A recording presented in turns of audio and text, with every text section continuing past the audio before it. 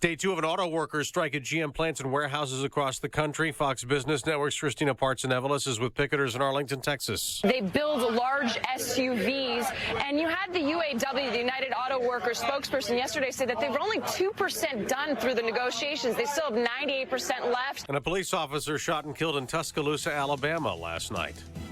America's listening to Fox News. Skies are cloudy. We have 66 degrees in Chicago.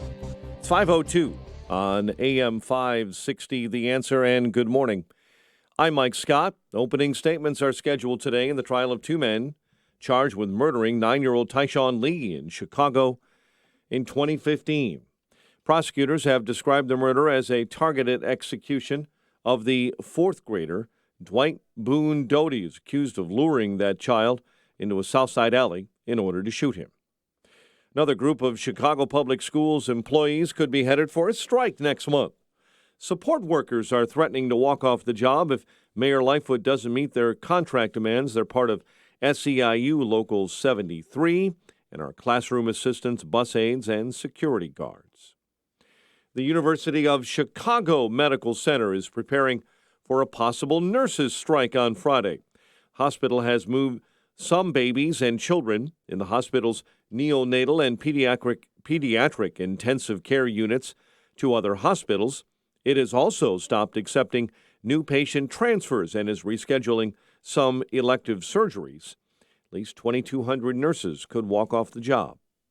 Indiana's Attorney General says he will work with his Illinois counterpart to investigate last week's discovery of more than 2,000 medically preserved fetal remains at the Illinois home of the late doctor who performed abortions in Indiana.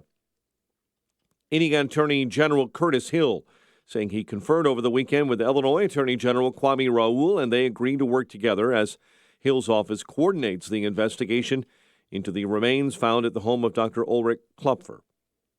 Chicago Police Department conducting an active shooter drill this morning along the Magnificent Mile. It starts at 6 a.m. at Water Tower Place. Signs will be posted to alert passersby that there is no real emergency. 5:04 on AM 560, The Answer, and Mayor Lightfoot this morning plans to propose a Chicago ban on flavored e-cigarettes. Speaking yesterday, the mayor said companies who sell the products are targeting kids. And I say this both as a mayor and as a mother.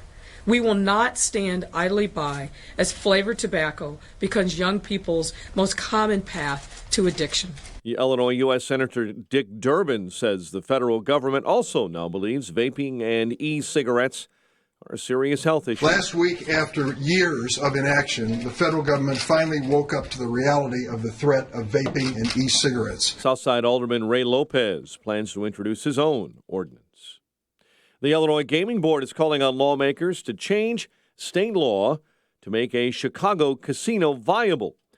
An analytic study released last month cited Illinois' onerous tax and fee structure in determining an operator of a casino in Chicago could expect a profit as little as 1%. An off-duty Chicago police officer this morning is dead following an apparent suicide at a forest preserve on the northwest side. It happened last night at the Bunker Hill Forest Preserve near Caldwell and Touhy Avenues. A former teacher in the northwest suburbs of near Carpentersville is admitting this morning to sexually assaulting two of her former students. Lindsay Anderson pleaded guilty to criminal sexual assault and aggravated criminal sexual abuse in Kane County Court. She worked at Carpentersville Middle School and coached at Dundee Crown High School. Kyle Schwarber drilled a 3-run home run in the first inning. Cubs went on to beat the Reds 8-2 at Wrigley Field. Twins topped the White Sox 5-3. Blackhawks dropped their first preseason game in overtime to the Capitals 4-3 in D.C. Hawks are back in action tonight when they face the Red Wings in Detroit. The News is a service of Indeed.com, used by over 3 million businesses for hiring, where business owners and HR professionals post job openings with screener questions, then sort, review, and communicate with candidates from an online dashboard. Learn more at Indeed.com/hire. It's 5:06. We'll have a check of traffic and weather on the way next. on AM 560. Dennis Prager explains what the left is doing to America. The left has removed God from American life. The left is removing liberty wherever possible. And e pluribus unum, out of many one, they consider that to be white nationalism. We had it too good. And for people to find meaning in life, they have opted to destroy. The Dennis Prager Show. Weekdays at 11, right before Sean Hannity at 2 on AM 560. The Answer. Have you heard what President Trump said recently? Newsmax, you like Newsmax. I like it too. Now you can watch Newsmax TV and get the truth about Trump from Bill O'Reilly, Mike Reagan, Alan Dershowitz, Pat Buchanan, and more. Newsmax TV is America's fastest growing cable news channel, now in 70 million homes. Find Newsmax on DirecTV, Dish, Xfinity, Spectrum, Optimum, Fios, Uverse, and more systems. See Newsmax TV today. It's real news for real people.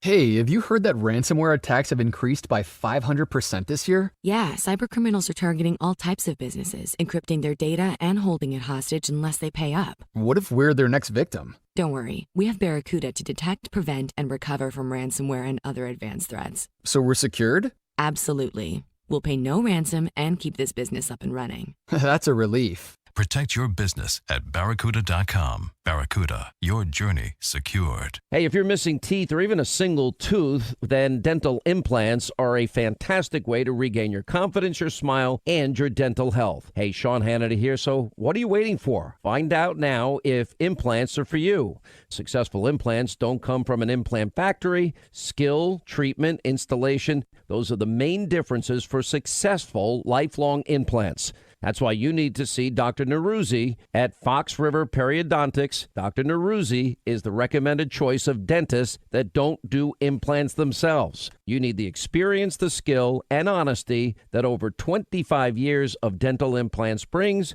and you're going to be happy with your implant. It's not a mass production procedure because everyone is different. And Dr. Neruzzi wants to talk to you about dental implants today. This is Dr. Neruzzi. I personally guarantee your happiness with your implants. Call Fox River Periodontics at 630-232-7400. They're online at implantsforme.com. No one wants to wake up to find they're the victim of identity theft or malware is compromising their smartphone. LifeLock with Norton now includes protection for your identity and devices. Limited time offer. Get 30% off your first year. Ends October 6th. Join at lifelock.com. Use promo code RISK. 509. Check on the roads, AM 560 traffic center time. And here is Jim Telemonte. In Gurnee this morning, 132 Grand Avenue remains flooded between Eau Plaine and 21. In Des Plaines, Central Road is closed between Des Plaines River Road and near East River Road. Eastbound 390, the ramp to the inbound Eisenhower should be reopening shortly. It's been closed for overnight work. The northbound tri-state, we're seeing delays from before the Grand Avenue curve to Lawrence due to construction in the 3 right lanes. Should be wrapping up soon, but it's pretty heavy backup right now on northbound 294. Kennedy Express lane should open soon. The other expressways and tollways are okay. There will be a police training exercise at Water Tower Place this morning. It's traffic. I'm Jim Telemonte on AM 560 The Answer. Chicago's Morning Answer starts next.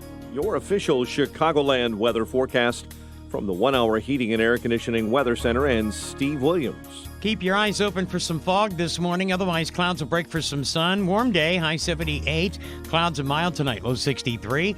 Partly sunny tomorrow and Thursday. The high tomorrow at 82. Thursday's high, 84.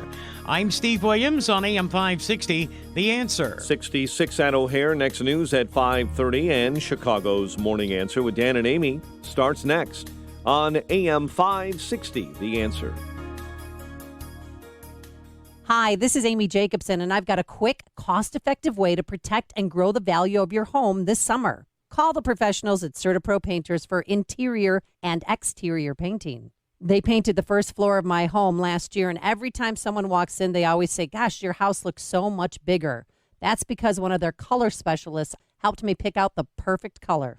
So boost your curb appeal this summer with a fresh coat of paint while protecting it from the heat, storms, and insects. Be proud to show off your house to your friends and neighbors. Their summer calendar has a few spots available, so secure yours now. Don't put it off. Time to hire CertaPro painters, your residential and commercial painting experts. You can schedule a free estimate online at CertaPro.com. That's Certa with the C, or call 1-800-GO-CERTA. Each CertaPro painter's business is independently owned and operated. Get a free estimate at CertaPro.com or call 1-800-GO-CERTA. CertaPro painters, we do painting, you do life. Liberty Mutual Insurance presents and Doug. Limu, there's a woman threatening to sign up for generic car insurance. Grab your birdseed and let's go. I'm going to sign these papers right here, right now. Ma'am, drop the pen. Liberty Mutual customizes your car insurance, so you only pay for what you need. Thanks, Limu, Emu, and Doug. Don't thank us, thank Liberty Mutual. But also thank us. Liberty, liberty, liberty, liberty. Only pay for what you need at libertymutual.com. Underwritten by Liberty Mutual Insurance Company and affiliates. Equal housing insurer. State laws apply. Hi, my name's Christina Stumble, and I own Farm Girl Flowers in San Francisco. With my Spark Cash Card from Capital One, I earn unlimited 2% cash back on all my business purchases. Last year, I redeemed $115,000 in cash back. Yeah, $115,000. And that doubled our digital marketing budget for the summer. Thanks to my Spark Card, we had our best summer yet. Imagine what the Spark Card from Capital One could do for your business. What's in your wallet? Real Capital One customers pay for real stories. Credit approval required. It's Health Quest Radio, Chicagoland's longest-running health, news, and science show with your host, Dr. David Kolbaba. You know, people who age slower live longer.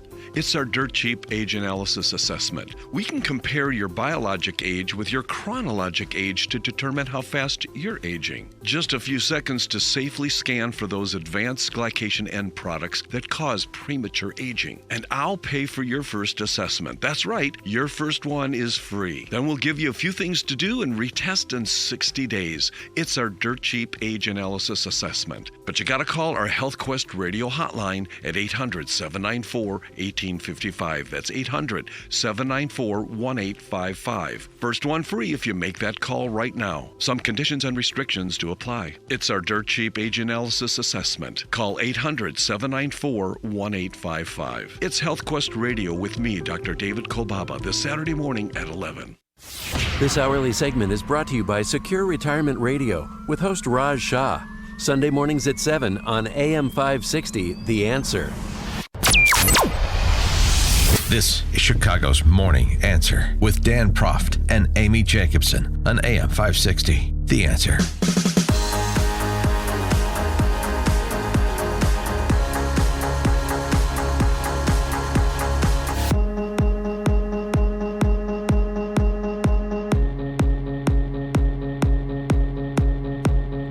Good morning, Dan and Amy. President Trump rallying the faithful in New Mexico last night, signature Trump rally, and he got right after it being the Gray Lady, the New York Times, that is, and their fallacious story about Brett Kavanaugh over the weekend, which carried into yesterday's discussion, President Trump taking aim at the New York Times. They use Democrat prosecutors and phony congressional committees whenever they can. They'll do whatever they can to demean you, to libel you. They try to blacklist, coerce, cancel, or destroy anyone who gets in their way. Look at what they're doing today to Justice Kavanaugh. Look at what they're doing.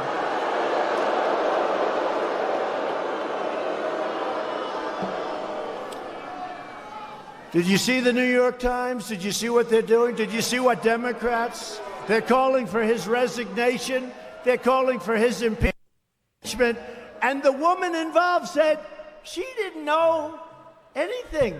She doesn't, but they still. So the New York Times had to put out a major apology, and they had to change their story. The woman said, I don't remember that. Okay, believe? And they still want him to be impeached. And I just put out a statement, and he's a great man, by the way, great talent, a great, brilliant man, Brett Kavanaugh.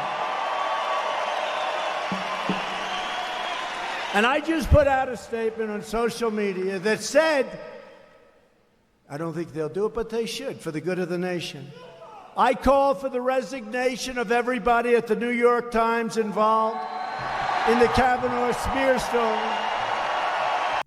Yeah, I mean, it is journalism 101, Dan.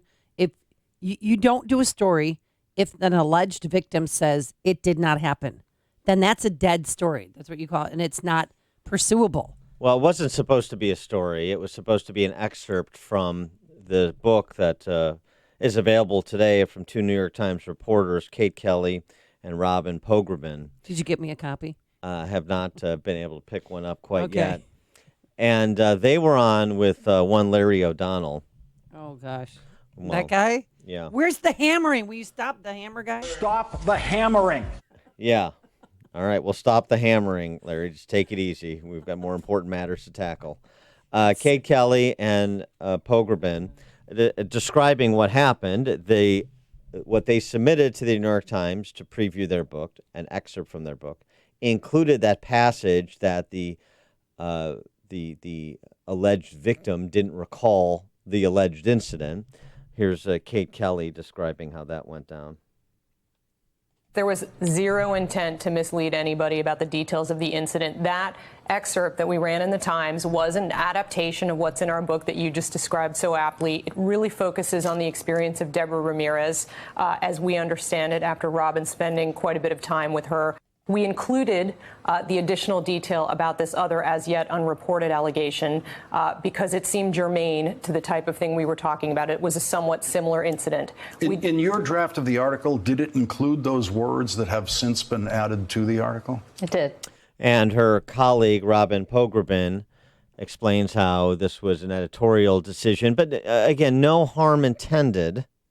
Just the haste of the moment to publish an excerpt. I mean, I think what happened actually was that, we had her name, and the Times doesn't usually include the name of the victim. And so I think in this case, the editors felt like maybe it was probably better to remove it. And in removing her name, they removed the other reference to the fact that she didn't remember it. Yeah, I mean, I think we felt like there was so much heat. There's so much, everyone has been kind of seizing on various aspects of this that we certainly didn't want this to be an issue anymore. And we certainly never intended to mislead in any way. We wanted to give as full a story as possible. Believe that? 312-642-5600, turnkey.pro answer line, 64636DA, turnkey.pro text line. And when I asked, do you believe that? Yeah, what aspect? Not the reporters, not the two authors of this book, the editorial decision. Just an innocent mistake. In the haste of the moment to publish the excerpt, they removed the individual's name, and then they accidentally removed the part about that individual not recalling the incident in question. That is, they have blood in the water for President Trump, and they see 2020 coming fast right around the corner, and they're desperate to do anything to take him down and his Supreme Court nominees. And this is so egregious and so irresponsible that I actually believe President Trump when he says that anyone involved in the story should be fired. Well, or just get rid of the gray lady altogether. It's ran its course. We're done with you. It's a smut. It's smut. Well, you don't have to get rid of it. I mean, if you can, if you want. I'd I'm say throw them indifferent. all in jail. Well, okay. He should. I mean, at the very least, there should be a lawsuit filed against them. Well, the issue of having them resign. Not the reporters necessarily, although I'm certainly not absolving them, but forget the ideology here. I'm going to take them at their word. It was an innocent mistake. Okay. Well, then that editor or editors who made that decision, they should be fired on a competency basis. How do you read through that excerpt from the book, and if you're going to include an allegation, remove the part where the alleged victim denies or doesn't recall at all the alleged incident? That's a material fact that would be important in the vignette that you're going to include, particularly since it's included in the book, at least as we understand from the authors. I haven't read it, but I'll take them at their word. It's included in the book. So that is rank incompetence at best by the editor at the New York Times who made that decision. And so I agree with President Trump that individual should be fired just based on competence if the New York Times cares about such things. I'm not saying they do. Washington Post said on Monday, no fan of the administration, in case you hadn't heard, that they had heard last year of this sexual assault allegation that we're discussing. The individual who doesn't recall said incident, but opted not to publish the claim over concerns that the story was too thinly sourced. Too thinly sourced for the Amazon Post. But we'll take a shot over at the Gray Lady. We'll take a swing, see what happens. It's unbelievable. By the way, the story about this book in total, they're focused on Deborah Ramirez and whatever additional context about Deborah Ramirez's time at Yale and by the way, one of the authors, Robin Pogrebin, also a Yale graduate. I think she was there around the same time as Kavanaugh. She's going to learn all about Yale culture and Deborah Ramirez's story, and that's all well and good. Yeah, but Deborah Ramirez and her attorney turned down several requests to testify in the Kavanaugh hearings, and they didn't show up. That's right. Leland Kaiser, high school friend of Christine Blasey Ford. Yeah. Ex-wife of Bob Beckel. She's no conservative either. She has now cast additional doubt on Blasey Ford's claims, telling the New York Times reporters, Pogrebin and Kate Kelly, in their book, I don't have any confidence in the story. She doesn't refute Dr. Ford's account, says Kaiser's attorney. She's already told the press that she believes Ford's account. However, the simple, unchangeable truth is that she's unable to corroborate because she has no recollection of the incident in question. Well, I don't have any confidence in the story is not exactly believing Dr. Ford's account. It's saying, at best, that I'm neutral on it. Pogrebin and Kelly report that actually Kaiser has gone further than her attorney described last year. She challenged Ford's accuracy.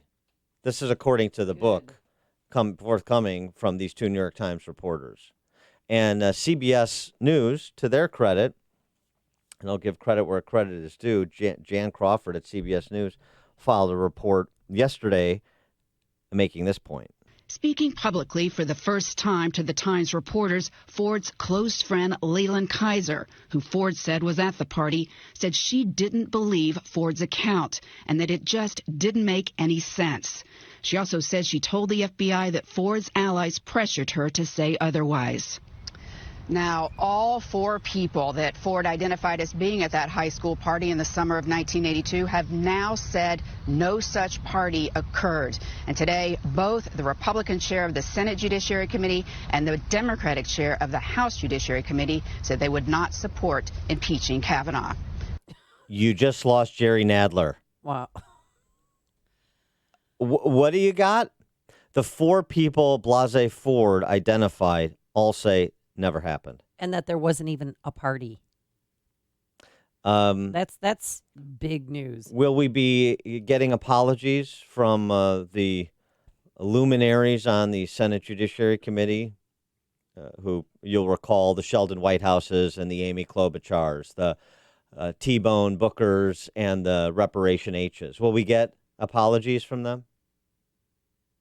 I mean, it is so. Are we going to hear the Democrat socialists that were screeching for impeachment of Kavanaugh over the weekend? Is that going to continue? I'll tell you what, this is full boomerang on the left. And as much as possible, this should be held up the same way Trump held it up yesterday as an example of the reckless disregard for the truth that the cultural Marxists, that the socialist candidates for president, that the leadership of the left have in pursuit of destroying political opponents.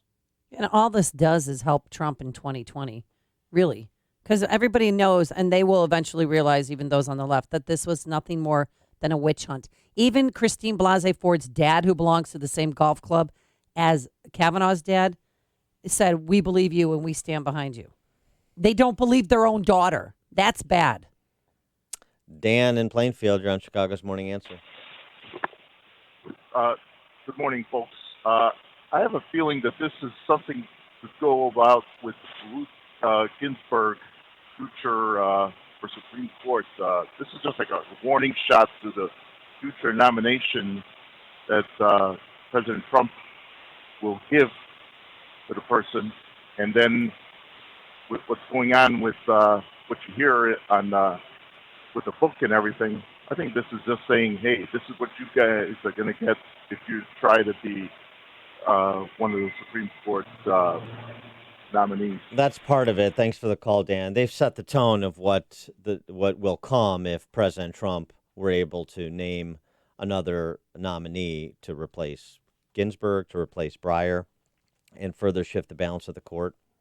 I'm sure some of those names on the short list, like Amy Coney Barrett, are well aware of what she is in for were she to be nominated. There's something else, though, and I agree with Kyle Smith, who writes about this in National Review. We mentioned this at the time, going through the Kavanaugh saga, that whole imbroglio. This is a political project. It's an element of a political project, and it's not just the warning shot of what's to come for the next Trump nominee, if there is one. It is to run interference on Roe v. Wade, to intimidate the likes of a Brett Kavanaugh from ruling to overturn Roe v. Wade, to put an asterisk next to their name and try to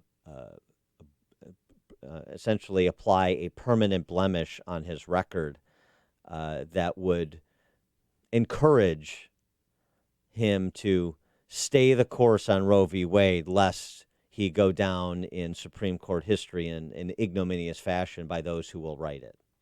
That's what this is about. It's part of a political project. Tom in Deer Park. Yes, Dan, that assessment's correct, and they can all do it because there's just no consequences. There's no going back. There's no walking back. There's no apologizing. Yesterday, I called in and I commented that a couple of our locals here, Eric Zorn and Rex Hupke, Eric Zorn specifically, subtweeted our congressman from the Illinois 6th here who was in town yesterday that was, again, taking advantage of these re-upped charges that were subsequently taken back by the New York Times. And you look throughout the day for a walk back, a delete, something, nothing. As a matter of fact, what the playbook, and the playbook, unfortunately, I think where they learned it from, I don't like it, but where they learned it from is just to go on the offense. And Eric Zone puts out a column about the Bears kicker talking about thanking God after the big kick. So they're doing it. They learned it, deflection and diffraction and denial and just move on. And unfortunately, it's the culture we live in, but there's no consequences for it. And thanks for doing what you do on your show. Well, thanks for the call, Tom. Well, Zorn, probably no consequences except on us. He'll probably follow his column up with some god-awful, folk song that he likes to write, pretend to be a musician, hack that he is. Pathetic. It's embarrassing. He's an embarrassment to the Chicago Tribune, but there are many. Now, Sean Casten's another matter. Sean Casten has to stand for re-election in 2020. Sean Casten, you just lost Jerry Nadler on Kavanaugh. And Sean Casten's reckless disregard, lack of interest for anything resembling due process when it comes to political opponents. How do you like that in the Western Burbs? How do you like that in Hinsdale, Clarendon Hills, DuPage County? How do you like your Sean Casten now? Coming up on Chicago's Morning Answer. We didn't get a chance to delve into it yesterday, so we will at 5:38. The UAW strike, just how far they are apart and how much UAW wants. And later, a second woman comes forward accusing Antonio Brown of sexual misconduct. But first, let's get into the newsroom. Here is Mike Scott. 66 degrees. Skies are cloudy. And right now, a dense fog advisory is just hitting Lake County till 10 a.m., according to the National Weather Service. Reduced visibility throughout the entire county. U.S. General Assembly opening today in New York City. And we all know what that means for our friends in New York. Dignitaries gathering from all over the world. And unbelievable traffic on Manhattan's east side. President Trump's calling for the New York Times reporters who published a recent story about the Supreme Court Justice Brett Kavanaugh to resign. At a rally in New Mexico, the president called the story a smear, Meantime, the president says he also doesn't want a war with Iran, but insists the U.S. is prepared for a conflict, more prepared than any country in history. War, I don't want war with anybody. I'm somebody that would like not to have war. We have the strongest military in the world. U.S. intelligence agencies believe the weekend attack on a Saudi oil refinery was launched from Iran. A 10-year-old Texas girl is dead after contracting a brain-eating amoeba. The amoeba is typically found in warm, fresh water. It's not infectious when the water is swallowed, only when it's forced up the nose during activities such as diving and water skiing. Lily Mae Avon's family says she was infected with the amoeba. NBC's Gabe Gutierrez tells us she went swimming in the Brazos River near Waco over Labor Day weekend.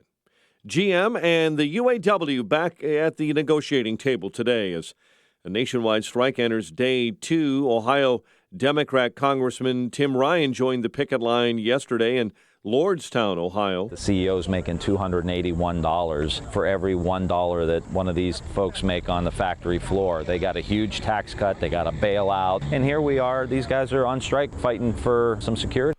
Both sides say they're very far apart on major issues. An Alabama police officer is dead, shot in the line of duty in Tuscaloosa. Officer was responding to a tip about the location of a wanted suspect on Monday.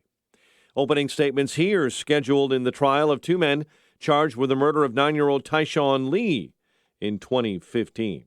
The University of Chicago Medical Center is preparing for a possible nurses' strike on Friday. And Hartsfield-Jackson Atlanta International Airport, the busiest passenger airport in the world once again.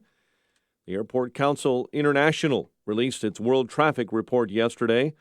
However, Chicago's O'Hare was number 1 for flight counts, nearly 904,000 takeoffs and landings. Cubs beat the Reds 8-2, Twins over the White Sox 5-3, and the Blackhawks dropped their preseason opener in overtime to the Capitals 4-3. It's 5:33. We'll have a check of traffic and weather on the way next on AM 560. Sean Hannity sees Trump helping minorities. More than 80% of the new jobs created under Donald Trump have gone to, if you can believe it, minorities. Oh, I thought Republicans hated minorities. I thought Republicans are racist and they're sexist and they're homophobic, xenophobic, Islamophobic, and they keep saying racist, racist, racist. Which one are you looking at? The Sean Hannity Show. Afternoons at 2 on AM 560. The Answer. Signature Bank is Chicago's fastest growing independently owned business bank. It's a bank where relationships still matter. Signature Bank knows your name and your story. I'm Dan Proft, and I know this because Signature Bank is my business bank. Hi, I'm Rick Blavelone, second-generation owner and CEO of Marketing Innovators and a customer of Signature Bank. Our family-run company was founded on the belief that connecting to people on a human level is the best way to build a great business. And when we were looking for a new bank, we didn't have to look far. We shared an office building with Signature Bank in Rosemont and quickly saw that they were truly locally owned and operated. That's why we partnered with Signature. And that relationship makes every business decision better and every communication clearer. Marketing Innovators looks forward to a long-lasting relationship with Signature Bank. Signature Bank is looking for their next success story. To learn more about turning your business vision into reality, visit signaturebank.bank. Signature Bank, helping local businesses succeed. Member FDIC, Equal Housing Lender. Coughing? Sneezing? Wheezing? Have you ever thought about what's going on in your crawl space? Hi, I'm Roy Spencer, president of perma-seal. Studies have shown that an open, untreated crawl space can rot your floor joists, breed mold, and increase energy costs. Not to mention, your family could be breathing that unhealthy air, even when you are upstairs. Give perma-seal a call today at 800-421-SEAL to schedule a free inspection and take advantage of our summer sale. From now until September 14th, we are offering 10% off any crawl space encapsulation system. Our certified consultant will conduct a thorough inspection of your crawl space and provide you with a solution that can help prevent mold spores and allergens from affecting your family. Stop breathing that unhealthy air. Call perma-seal 800-421-7325 or visit permaseal.net. Don't wait. Call today to get 10% off any crawl space encapsulation system. Sale ends September 14th. Perma-seal. 5:36. Let's get an update on the roads. AM 560 traffic center time. And here is Jim Telemonte. Northbound Tri-State Tollway traffic remains heavy from around the Reagan Tollway to the Eisenhower and from before North Avenue to Bensonville Bridge. Some earlier construction cleared in that area. Farther north, there's a right lane closure from Dundee to Lake Cook, in addition to the ongoing work. The other tollways are okay. Edens is clear. The Kennedy's looking good. No delays to report right now on the Eisenhower. Inbound Stevenson, a little heavy around Kedzie, and then from Ashland to the Ryan. 36 minutes, 3:55 to Lakeshore Drive. On Ryan, 16 minutes, 95th to downtown. Bishop Ford, 17 minutes from 8094 to Merge. There's still a closure in Gurney of 132, Plain and 21 due to flooding.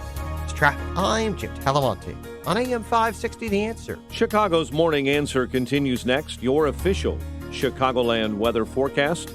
From the 1-hour heating and air conditioning weather center, areas of morning fog. Otherwise, a warm day ahead. Clouds will break for a bit of sunshine and a high of 78. Currently 66.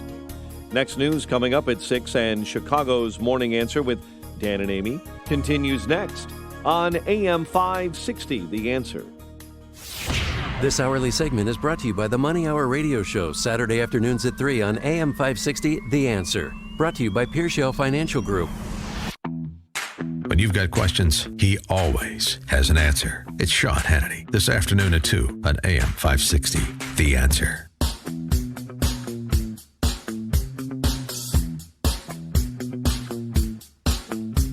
312-642-5600, Turnkey.Pro answer line, 64636DA. Phone lines and text lines are open. Do you stand in solidarity with the UAW, or are you pretty persuaded that GM's management is offering a square deal? Here's some of the highlights of what management has offered and what the United Auto Workers, on behalf of their somewhat 150,000 members, 73,000 at GM, have declined. Right now, UAW workers pay 3% contribute 3% for their health insurance coverage, compared with 29% for workers on average in the private sector, according to a study published by the Kaiser Foundation. They pay 3%, average 29%. UAW has proposed to keep their health insurance contribution at 3%.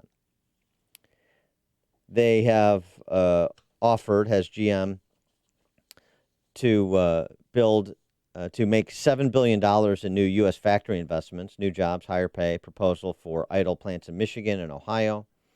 They also have solutions for two of the biggest factories, assembly plants in Lordstown, Ohio, and Detroit. Company negotiators have put on the table a plan that could keep the Detroit Hamtramck factory open to eventually build an electric pickup truck facility.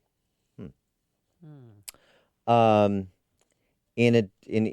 addition to that, they are what UAW wants, I should say, among other things on the wage side, is they want raises for entry-level workers who currently start at just under $20 an hour, to get them to $30 an hour in 3 to 4 years instead of the current period of 8 years. So they want a 50% increase in wages for entry-level workers over the course of a 3-year deal, let's say. And they want job security for them, too. Well, want to make sure that, of course. Yeah. GM workers were also offered a signing bonus of $8,000 per member. Whoa. To ratify the deal that was proposed by GM. $8,000 per member, plus wage gains or lump sum payments in all 4 years of the contract. Healthcare contributions the same. And commitment to invest in the company, to build new facilities, to open shuttered facilities, which provide more jobs and, frankly, more union members. Now, again, I mentioned at the end of the show yesterday, the UAW is in quite the curious situation here. Well, the president of the union, Gary Jones, is under federal criminal investigation. His former executive assistant has been indicted for embezzling union funds, and the previous president, who preceded Gary Jones, is also part of that federal criminal investigation into illicit activities at the highest levels of UAW. And these are the gentlemen you'd like to put in charge of your career path and financial future. If they were my union leaders, I wouldn't walk out. I'd stay on the job. They got your back, do they? Yeah, sure. No, they have their own back. They're lining their own pockets with your union dues, dummies. Well, I mean, wake up. It's such a scam. it's interesting. I mean, it's a bit of a difficult position for the president because I think a lot of these rank and file UAW members are Trump voters. But of course, he doesn't want to see plants shuttered. He doesn't want to see GM losing $100 million a day in EBITDA. But so it's hard for him to intercede. Plus, he can't force GM to offer something they don't want to offer. They can't finance, and he can't force the workers to take something that their union apparently has convinced them is unworthy of them. This is an interesting development, not only for the health of our economy and for all of these UAW workers and for all of the plants and the states that in which these plants reside. It's also a bit of a foreshadowing about what may be coming as soon as next week here in Chicago with the teachers. It's a joke. Yeah. Craig in Mount Greenwood, you're on Chicago's Morning Answer. Hey, Dan and Amy.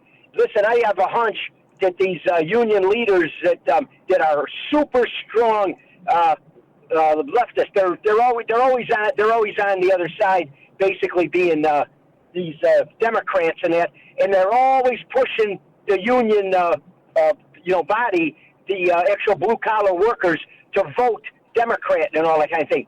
It's probably a scheme that they can just what you were talking about. These are Trump voters. The union is behind, like, really promoting this and basically stirring this thing up to have these union workers vote the wrong way and everything. They do it all the time. And basically what the money that they make and everything is all good. They're way above what people are making for same kind of jobs everywhere and that. And the GM was being the good with them anyways. They were getting all kinds of, like, an increase and everything like that. So there's something else to it, and I think it's all political. And when you're talking about the teachers, they're probably going to try to pull the same shenanigan. The left busts up everything, destroys everything, and basically does everything that is illogical. These people are all getting increases in that. They only pay 4% on their health care, and they're basically striking. I mean, you can't make this stuff up. Thanks for the call, Craig. I mean, you were a member of the union for a long time, Amy, over at NBC5. I was. Oh yeah, I was a union member for a little while at WLS because it's closed shop. SAG-AFTRA. Yeah, that's right. What do you think? Are you standing in always solidarity? Question. Well, in work, even when I worked as a reporter in Detroit, I always question. Well, where are my union dues going? Because it's a lot of money. People don't realize it's tens of thousands of dollars that you give to your union. And what is it going toward? No one could ever answer that question. Well, we have an office that'll go to your pension, blah, blah, blah. Okay. We didn't have any scandals with after SAG that I know of, but it's just a very large amount of money, and you're trusting people you don't know. Well, kind of like government. It's interesting. You're giving the government your money, too, and you don't really know if you can trust them, especially here in Chicago. It's interesting that GM is proposing both pay increases and job increases. That's Abby Normal. Milton Friedman, in a lecture some 40 years ago, made the point that the only way in which a group of workers through union organization can increase the amount of its pay is to make sure that there are fewer jobs available. There's no way in which a union can simultaneously increase the number of jobs and the pay. The law of demand in economics is inescapable. Can't get rid of it. Raise the price of anything and fewer people will buy it. Right. I think we had that experience recently with the GM bailout, their inability to underwrite the pension obligations they undertook with respect to their labor. This is sort of goes back to this whole idea, the people who write the blank checks on somebody else's account, they're the compassionate ones. People who make promises that they know they can't finance, they're on your side. Right? That's what Johnny Lunchpail and Sally Housecoat and the champagne socialists who pretend to be down with the struggle tell you. I'm a good person. I care about the working man and woman because what I did is I gave them everything that they said they wanted. Now, we have no ability to finance that, so at some point in the not too distant future, we're going to be over a cliff and we're going to end up not keeping our promises. But hey, up front, I'm the hero in the story. I gave them the raises, and we came together, and I love you and you love me because we're all celebrating the blank check that you can't cash. What do you think? 312-642-5600 is our turnkey.pro answer line. 64636, type in DA and then a quick comment. Why do you think, I mean, you know, I'm all for, I'm a proponent of collective bargaining rights. You want to organize? Fine. No problem. But there is sort of the real world experience we find in right to work states versus non-right to work states like Illinois, their GDP growth, the wages actually in those right to work states as compared to their counterparts in non-right to work states because closed shop states. Because, you know, you can prop up those wages artificially for a time, but when you're, as Milton Friedman pointed out, artificially raising the cost of doing business, then you're putting yourself in an uncompetitive position relative to the market, and ultimately there's going to be a market reckoning there. And that's what's happened over and over again in the car industry that's been, subject to protectionist policies, many self-imposed, admittedly, for the better part of the 20th century. I just, the blank check mentality, though, is what always amazes me. Everybody else is going to be down with the struggle for the UAW because they're the little guy, perception-wise. Everybody's going to be down with the struggle for the teachers, just as they were the last teacher strike, because, you know, they're up against, big bad City Hall. I mean, I understand the last strike, Tiny Dancer is an unsympathetic figure, so it's easy to play personality politics, but what about the economics of it? I say again, in a state with the largest unfunded pension liabilities in the country, in a state where you have Chicago public school teachers who, when those that are maxing out in terms of their years of service, will have put essentially $50,000 into their pension and receive a guaranteed $2.1 million back. I mean, it's insane. And they're the little guys, and I'm supposed to celebrate them writing blank checks on my account. Or I'm a bad person. I'm anti-teacher. I'm anti-auto worker. I'm a anti-cop or firefighter. Blank check, that's a representation of your empathy and support for your fellow man. Is it? Is it? When Enron Accounting visits government, you think people aren't going to get hurt? And when they do, are those people who made those promises they knew were not financeable, are they still going to be your heroes? Listen to Dan and Amy on your smartphone. Download the AM560 mobile app today at 560theanswer.com/mobile. One of the biggest fears for retirees and soon-to-be retirees, do I have enough?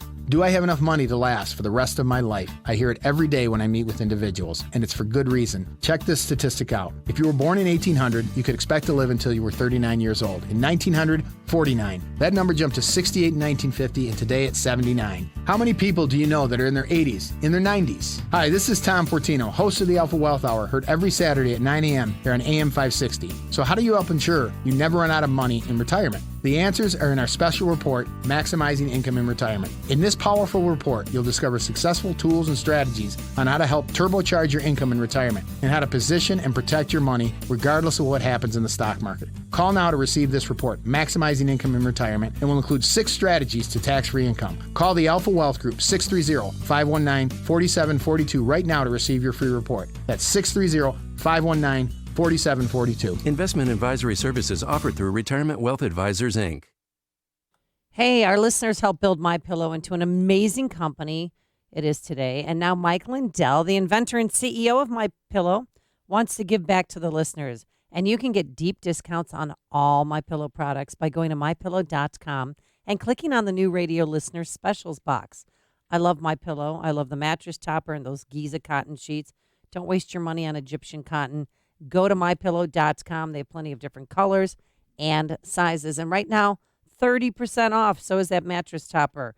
And that whole body pillow, regularly $89.99, only $29.99 when you type Amy in that promo code. All products come with a 60-day money-back guarantee and a 10-year warranty. So go to MyPillow.com, promo code Amy. All right, if your roof's needy, you can Call Crumweedy. Hey, Sean Hannity here. If your roof is leaky, if the shingles are curling, or if your roof isn't right after storms, then you need to call Crumweedy with roofing companies. And the difference is, of course, installation. Now, Crumweedy, they know that, and that's why they follow the manufacturer's specifications, so your warranty is totally intact. And many companies don't do that, and that could void your warranty. If you hate high-pressure sales tactics, not from Crumweedy. They give you good, better, best options. You make the choice, no pressure. Crumweedy is a roof that lasts at a fair price. Now, Mark Olson and Greg Olson of Crumweedy, they lead this third-generation family business that's been doing Chicagoland roofs since 1953. Now, they fix roof problems, so if your roof is needy, Call Crumweedy. That's 630-595-8020. That's 630-595-8020. They're online, of course, at myroofisneedy.com. Hackers are just relentless. They don't stop, and it's only a matter of time before they get to you and your business network. Attacks come from all over the world, like Russia, and China. And how can you keep your business protected? One answer, Turnkey IT. Turnkey IT has been a proud partner of AM 560 for years.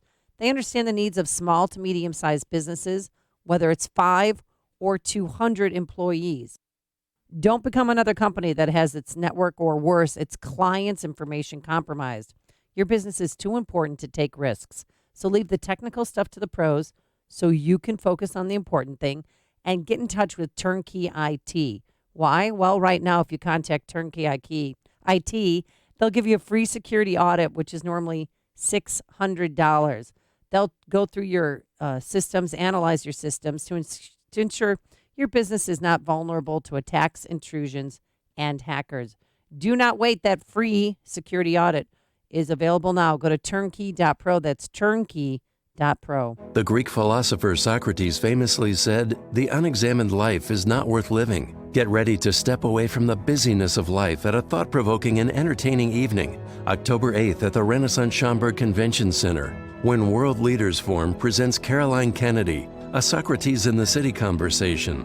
Caroline, an author, diplomat, and former U.S. ambassador to Japan, will keynote the 8th World Leaders Forum on October 8th. The discussion will be led by best-selling author and Salem radio host Eric Metaxas, a part of his acclaimed series of conversations designed to have some fun finding the answer to life's biggest questions. World Leaders Forum brings recognized world leaders to the Judson University campus each year to inspire and ignite a flame of leadership for all who attend. Proceeds fund Judson University's leadership scholarships and programs that benefit the higher education of youth in foster care. Tickets for the October 8th event are available now at worldleadersforum.info. That's worldleadersforum.info. Message and data rates may apply. Individual results vary. Exclusions apply. Contacts and glasses are such a hassle. I'd love to finally get LASIK, but I'm going to stop you right there. If you want LASIK, then the LASIK Vision Institute has officially taken away everything standing in your way. Isn't LASIK expensive? Not at the LASIK Vision Institute. We're offering dramatically low prices and an absolutely free consultation. See for free if LASIK is right for you by texting RADIO to 350-350. But I'm really busy. A text only takes seconds, and the LASIK procedure typically only takes 15 minutes. And best of all, most patients can get back to work the following day. I had no idea. The LASIK Vision Institute uses the latest FDA-approved LASIK technology that helps the majority of patients achieve 20/20 vision. We've performed over 1.3 million procedures. That's experience you can trust. And we're offering 20% off our already low-cost services. What's that text again? Text RADIO to 350-350. That's RADIO to 350-350 to schedule your free consultation today. Tom Killeran Photography is ready to memorialize your next event with photos that come to life and preserve the memories for generations. They can accommodate your large group photos to individual portraits, wallet size to panoramic. They can even print your photos on location as a take-home keepsake for your party guests. Visit KilleranPhotography.com. AM 560 The Answer hired Tom Killeran Photography for our annual charity golf outing, and the finished product was amazing. Book Tom Killeran Photography for your upcoming corporate event, family reunion, wedding, bar mitzvah, or any event you want to capture forever. And those old family videos you have on VHS tape, it's time to preserve them forever. Tom Killeran Photography can transfer your beloved memories to DVD and can restore your older faded photos or enlarge them. Visit KilleranPhotography.com. KilleranPhotography.com. KILLORAN Photography.com. AM 560, The Answer. Dan and Amy email on the UAW strike. The fact that their president is under investigation means little to me because my president has been under investigation since before he took office. Give me a break. That's a stretch, please. Does it matter to you that the executive assistant for the president, former, has been indicted for embezzling union funds? I mean, to compare the two investigations is absurd. But, of course, this individual is union tried and true. Just before I took office as president of my union local, I went to a treasurer-president training program. After learning all the little things involving running a union that could get you put in jail if you made mistakes, I damn nearly resigned before I took office. Yeah, well, not taking union funds for personal use is not that complicated, friend. What I did do is put a good labor law attorney on the payroll. Having him on retainer not only protected my ass, it provided my membership with free legal services. I know whenever our contracts were up for renewal, the media always had their facts wrong about what we wanted, what we already had, and what we were going to lose. I don't imagine they have any of the facts any more right about this labor dispute than they did about the ones I was involved in. Well, I appreciate your stilted comparisons and fact-free skepticism. However, there hasn't really been dispute by the union, by UAW, in terms of what GM has put out into the public arena with respect to the offerings they've made. So there is that. Frank in Arlington Heights, here on Chicago's Morning Answer. Well, good morning, Dan, Amy. On the teacher stuff, I think that, the Republicans are not going to attract anybody by attacking everybody like this. I mean, the math is wrong, number one. When you're a teacher, you put in 9%, and it winds up being, like for me, it's going to wind up being $250,000 by the time I'm done. Frank, plus there's an employer match. Excuse me. An employer match. Excuse me. $250,000. Excuse me. No, you don't. You listen to it. There's the time value of money. No. You listen. Yes. You want to say that I got my numbers wrong? I don't. The Chicago Teachers Union. We were talking about Chicago. 9% contribution, half of which has been picked up by CPS for the last 30 years. So it's actually 4% what CTU teachers put in. So it's different than in the suburbs. So you got your math wrong. No, if in districts like Chicago that pay part of it. Got to go, Frank. Thanks for the call. Here is Mike Scott. Outside, we have gray skies and a dense fog advisory up for Lake County this morning. WIND Chicago News Time is 6 o'clock. An attempt to impeach Brett Kavanaugh. I'm Dave Anthony, Fox News, and it's coming from a member of the so-called Squad, Democratic Congresswoman Ayanna Pressley, days after another alleged incident of sexual misconduct emerged from when he was a college student. The Hill newspaper reporting Pressley will introduce a resolution today to open an impeachment inquiry into the Supreme Court justice, issuing this statement, quote, sexual predators do not deserve a seat on the nation's highest court, and Brett Kavanaugh's confirmation process set a dangerous precedent. Fox's Griff Jenkins. President Trump at a rally last night in New Mexico called for resignations at the New York Times because of a revision to the story. They had to change their story. The woman said, I don't remember that. Okay, and they still want him to be impeached. Now, the president also talked about the Saudi oil attack that crippled production and is expected to spike gas prices up big. A few years ago, they would have been in a panic. Today, We got a lot of oil. We got a lot of gas. Well, the president has said it appears Iran is behind the attack. Fox's Simon Owen has Iran's latest response live. Dave, Iran calls the American allegations baseless, and its supreme leader today appears to be scotching suggestions of a U.S.-Iran summit. Ayatollah Ali Khamenei is saying there will be no negotiations with the United States unless the U.S. returns to the Iran nuclear deal, which President Trump quit last year. There had been talk of a possible meeting between the president and his Iranian counterparts at the UN in New York, but Khamenei is saying as things stand, there will be no talks at any level in any place. Dave? Simon, the picketing continues outside GM plants and warehouses, day 2 of the auto workers' strike. A Tuscaloosa, Alabama police officer shot and killed last night. It's terribly difficult. Every time you hear the phone ring, you just hope that it's not this call. Interim Tuscaloosa Chief Mitt Tubbs, the officer got into a gun battle with a wanted suspect who was wounded. America's listening to Fox. Skies are cloudy, 64 degrees at 6:02 on AM 560, and a dense fog advisory is hitting Lake County this morning. The dense fog advisory up through 10 a.m. Opening statements are scheduled today in the trial of 2 men charged with murdering 9-year-old Tyshawn Lee in Chicago in 2015. Prosecutors have described the murder as a targeted execution of a 4th grader. Another group of CPS employees could be headed for a strike next month. Support workers are threatening to walk off the job. They're members of SEIU Local 73, special education classroom assistants, and custodians. University of Chicago Medical Center preparing for a possible nurses' strike on Friday. The hospital moving some babies and children in the hospital's neonatal and pediatric intensive care units to other hospitals. Chicago political consultant faces a $25,000 fine for failing to register as a lobbyist with the city. Board of Ethics levying the fine after concluding there was probable cause to believe Roberto Caldero engaged in several acts of unregistered lobbying. The punishment follows an investigation against former Chicago Alderman Danny Solis. An off-duty Chicago police officer is dead following an apparent suicide at a forest preserve on the northwest side.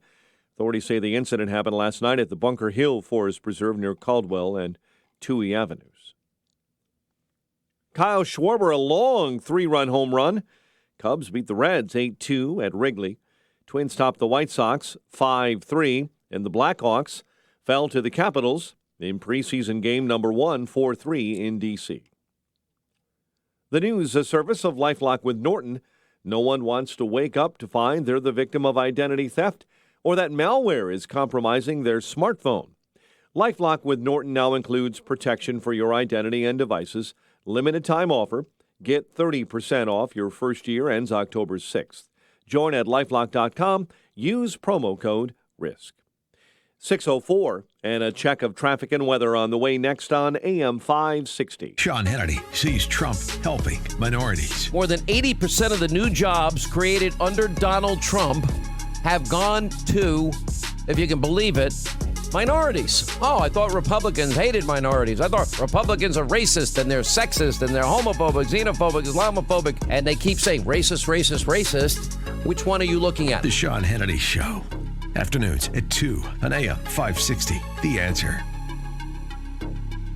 Finding great candidates to hire can be like, well, trying to find a needle in a haystack, but not with ZipRecruiter. Its powerful technology actively finds and invites qualified candidates to apply to your job. So while other companies might deliver a lot of hay, ZipRecruiter finds you the needle in the haystack. See why 4 out of 5 employers who post a job on ZipRecruiter get a quality candidate within the first day. Try ZipRecruiter for free at ZipRecruiter.com/free. That's ZipRecruiter.com/free.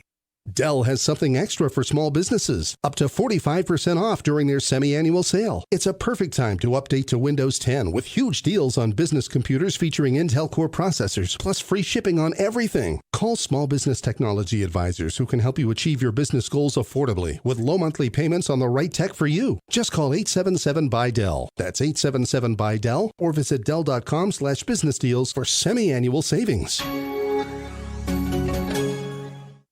Message and data rates may apply. Individual results vary. Exclusions apply. Contacts and glasses are such a hassle. I'd love to finally get LASIK, but I'm going to stop you right there. If you want LASIK, then the LASIK Vision Institute has officially taken away everything standing in your way. isn't LASIK expensive? Not at the LASIK Vision Institute. We're offering dramatically low prices and an absolutely free consultation. See for free if LASIK is right for you by texting RADIO to 350-350. But I'm really busy. A text only takes seconds, and the LASIK procedure typically only takes 15 minutes. And best of all, most patients can get back to work the following day. I had no idea. The LASIK Vision Institute uses the latest FDA-approved LASIK technology that helps the majority of patients achieve 20/20 vision. We've performed over 1.3 million procedures. That's experience you can trust. And we're offering 20% off our already low-cost services. What's that text again? Text RADIO to 350-350. That's RADIO to 350-350 to schedule your free consultation today. No one wants to wake up to find they're the victim of identity theft or malware is compromising their smartphone. LifeLock with Norton now includes protection for your identity and devices. Limited time offer. Get 30% off your first year. Ends October 6th. Join at lifelock.com. Use promo code RISK.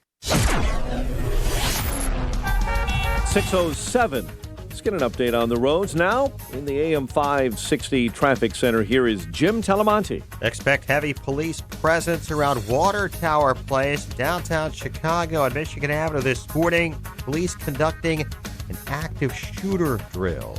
We're seeing heavy traffic on the inbound Kennedy, Cumberland to Central.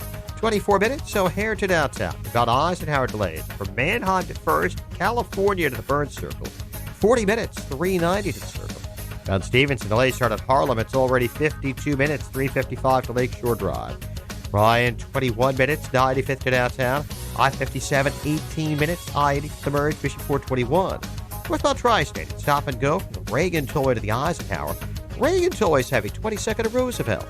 That's traffic. I'm Jim Talamonte on AM 560 The Answer. Chicago's Morning Answer continues next. Your official Chicagoland weather forecast from the 1 Hour Heating and Air Conditioning Weather Center and our meteorologist, Steve Williams. Some areas of fog this morning, otherwise clouds give way to some sun today. High 78. It'll be cloudy and mild tonight.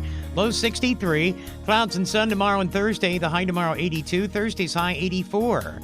I'm Steve Williams on AM 560, The Answer. 64 at O'Hare. Next news 6:30. And Chicago's Morning Answer with Dan and Amy continues next on AM 560, The Answer. This hourly segment is brought to you by Papa Nicholas Coffee. Papa Nicholas Coffee, a family tradition since 1897. This is Chicago's Morning Answer with Dan Proft and Amy Jacobson on AM 560. The Answer.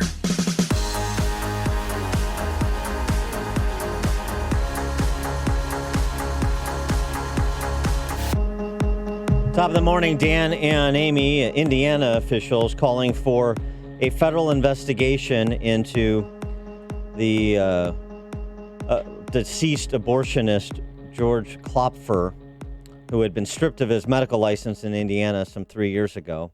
This is the individual. The story broke over the weekend. More than 2,000 fetal remains found on his property in Will County. 2,246 fetuses to be exact. And Will County authorities are very tight-lipped on this, Dan, but one source told me that it took days to count how many fetuses there were, and that these were late-term abortions, most of them. Governor, and it's just a ghoulish. I just described it as, in his 30-plus years in law enforcement, is the most ghoulish, grotesque thing he has ever seen. Why? I mean, it's just tissue masses, isn't it? It's just baby taxidermy. What's the big deal? I mean, it's just the stuff that Planned Parenthood traffics in. You know, you cut them up and you traffic them in it. Is that too gross? Is that too ghoulish? Eric Holcomb, governor of Indiana. I'm deeply disturbed that more than 2,000 fetal remains were found at the Illinois home of a deceased former Northern Indiana abortion doctor. Doctor's generous. I support calls for a federal investigation. So you've got members of Congress and the governor of Indiana calling for a federal investigation. I don't think you'll get that in Illinois. Well, Kwame Raoul is teaming up with the attorney general from Indiana. And are you ready for this? because they want to know if he illegally transported body parts from one state to another. Well, yeah, he did. Yeah, let's have an investigation on that. Bishop Daniel Conlin, Joliet Diocese, put out a statement. Like many others, I was horrified to learn about the discovery of the remains of over 2,000 unborn children in the home of a deceased abortionist in Crete. Sadly, such an atrocious offense is an unavoidable consequence to treating life in the womb as non-human persons. Unavoidable consequence. You agree? 312-642-5600, turnkey.pro answer line, 64636DA, turnkey.pro text line. Bishop Conlin went on to say, I've asked our staff in the Office of Human Dignity and the Catholic Conferences to offer our assistance to authorities and other compassionate organizations in order to ensure that those children are laid to rest with the peace and dignity that every human being deserves. I just find it, and that's a beautiful thing for them to do because they deserve it. And yesterday, a former patient, Serena Dykeson from Fort Wayne, came forward because she wants her baby back, Dan. That shock turned into lying in bed sobbing at the thought of my baby being on his property. If he could have the babies all these years later, I have a right to know if she was one of them. She got an abortion from him, late-term abortion, years ago, and she is now pro-life and has come forward and is horrified that he's possibly had her child there for all these years. Kevin Bolger has been hired by the doctor's wife who had no idea that he was bringing home baby body parts. They're shocked and they're doing the best they can to cooperate with the authorities and make sure that everything is appropriate. You know that reason? Well, I know. Gosnell's wife didn't know. The reasonable mannequin from the Mishawaka Macy's men's department there running for president, former South Bend, current South Bend mayor. Yeah, current. He's never there, but he's the mayor. Pete Buttigieg, biblical scholar. He's had a very interesting history defending the mill at which this abortionist, plied his trade. Whole Women's Health is the name of it. That's not too Orwellian. He renewed his support as recently as last month, citing his deep concern over a, quote, new and extreme assault on Roe v. Wade. Is that what's new and extreme going on at the abortion mill that Mayor Pete supports? In addition to that, in April of last year, Mannequin Pete vetoed a South Bend Common Council rezoning decision that would have allowed a pro-life pregnancy center, women's care center, to open next door to Whole Women's Health, the abortion mill. Mannequin Pete told the South Bend Tribune he didn't find it responsible to situate the two organizations literally right next to each other, despite Women's Care Center's promise not to allow protesters to stage demonstrations on their property. I wonder if Whole Women's Health provided the same promise. I doubt it. Women's Care Center went on to open across the street, just a few dozen steps away from the originally proposed location. That's not uncommon, by the way, for pregnancy care centers to open near abortion mills. Yeah, that's common. And it's sort of patently obvious why. So that that woman that you mentioned who had the late-term abortion and regrets it can I feel so bad for her. Make a different decision so she doesn't have to live with that regret. But it's so ghoulish. I mean, why? And that's what Indiana Right to Lifers were questioning yesterday when they met in Fort Wayne. Why were these babies being preserved? When and where did these babies die? We cannot just shake our heads at the horror of this discovery and then walk away. Look away. Look away. We don't want to have to confront the vices that we've allowed to metastasize, do we? No. Look away. It's just an abstraction. It's just a choice.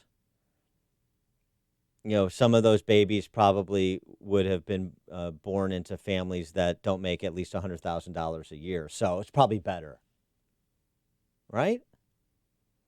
Think about all the arguments you hear in favor of the disposability of life and now apply it to the 2,200 kids found on this guy's property.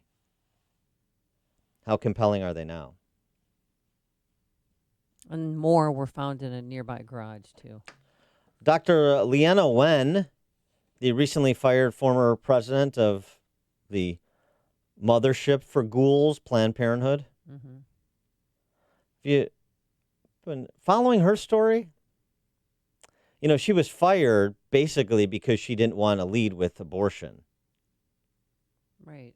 Oh, yeah, we talked about that. She wrote a 1,400-word letter to Planned Parenthood's board of directors last week, obtained by the New York Times, which includes some pronouncements like no amount of money can ever buy my integrity and my commitment to the patients I serve, blah, blah, blah. She's an ex-Baltimore health commissioner. But she offers some interesting insights in that letter about Planned Parenthood. Boy, if Dr. Wen converted, it'd be almost like a former Planned Parenthood president. That'd almost be like huge. Norman McCorvey converting, Roe from Roe v. Wade converting to being a pro-life activist. I'm not so optimistic about it. She doesn't indicate anything of the sort in her letter. I want to make it clear. And this is in the context of a dispute over her severance package. But still, in the letter, she wrote that she believed de-emphasizing abortion care is the best way to protect it. However, there's a vocal minority, including many national staff and board members, who prefer a stridently political abortion-first philosophy. You don't say, Dr. Wen. That surprised you, Dr. Wen. Have you been paying attention? Did you pay attention to Planned Parenthood under the stewardship of Cecil the Lion? Cecile the Lion, I guess, was her name. Cecil the Lion was the actual lion. Cecile the Lion, Lyin apostrophe. Remember her? Of course, it's abortion first. That's where the money is. And not to mention, that's the political North Star for these rabid pro-abortion individuals. It's just interesting, the public fight. Now it's a public fight between the former president of Planned Parenthood and what she's describing about the organization and the basis for her termination, no pun intended, in the context of now this potential Gosnell number 2. Now, it could be just as simple as this guy, this abortionist, too cheap, he don't want to pay the burial costs. Right, because in the state of Indiana, you're mandated to bury the fetuses or cremate. But that's not the impression that I got. Well, what kind of depravity exists in the mind of somebody that commits violence every day? Who knows? He's a sociopath. Scooter on the south side. Hey, Dan and Amy. No kidding around here, okay, guys? I think we should take these specimens, these human specimens, line them up in front of the Democrats and that big head in the big office in Springfield, and let them decide which one is not a human being. I want to see this. Let them decide which is not a human being. I don't think they could. Thanks for the call, Scooter. Jeff in Berwyn. Greetings, Dan and Amy. Over the last 45 years, abortion has become the perfect example of the slippery slope. You know, it was only supposed to be the first trimester. Now they want to murder newborn babies. How long is it going to be before they start advocating for the euthanization of old people, say over the age of 80? Because, you know, they're not working, they're not paying taxes. They're sucking up all that Social Security and Medicare money that could be better given to, the illegal immigrants. When does it stop? Mm-hmm. That's all I have to say. Thanks for the call, Jeff. Shout your abortion. It's a celebratory event, according to Planned Parenthood and the pro-abortion activists. Those women running around with the pea hats on their heads. Those deep intellects running around with pea hats on. Shout your abortion. Wasn't that the campaign? Chip in St. Charles. I think there should be a law that all abortion doctors should have their homes randomly searched twice a year looking for fetuses, because if these ghouls, if this is how they're going to act, the public has to be defended against it.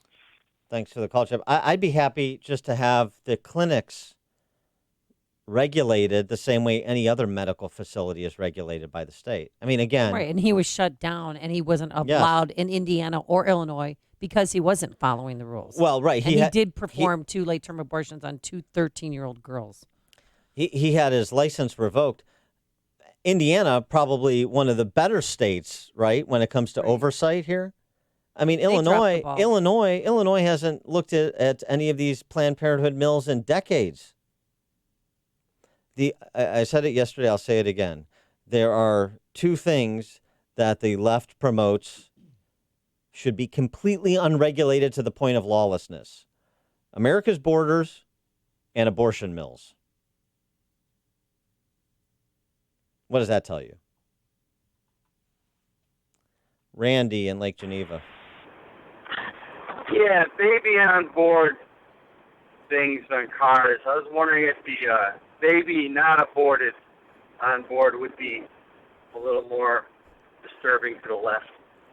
All right. Thanks for the call, Randy. It's a little ghoulish in its own right and a little dated. Do people still have baby on board signs on their cars? Oh, yeah. Oh, yeah. All right. You have to take those down. And then the little stick figures of how many people are in your family. And now they're putting their pets on. And I did see a goldfish the other day, and I'm not making that up. I don't like those A goldfish. adornments, and I don't care that your kid is an honor student that's in middle school. I think you're a little jealous because your hypothetical children aren't honor roll students yet.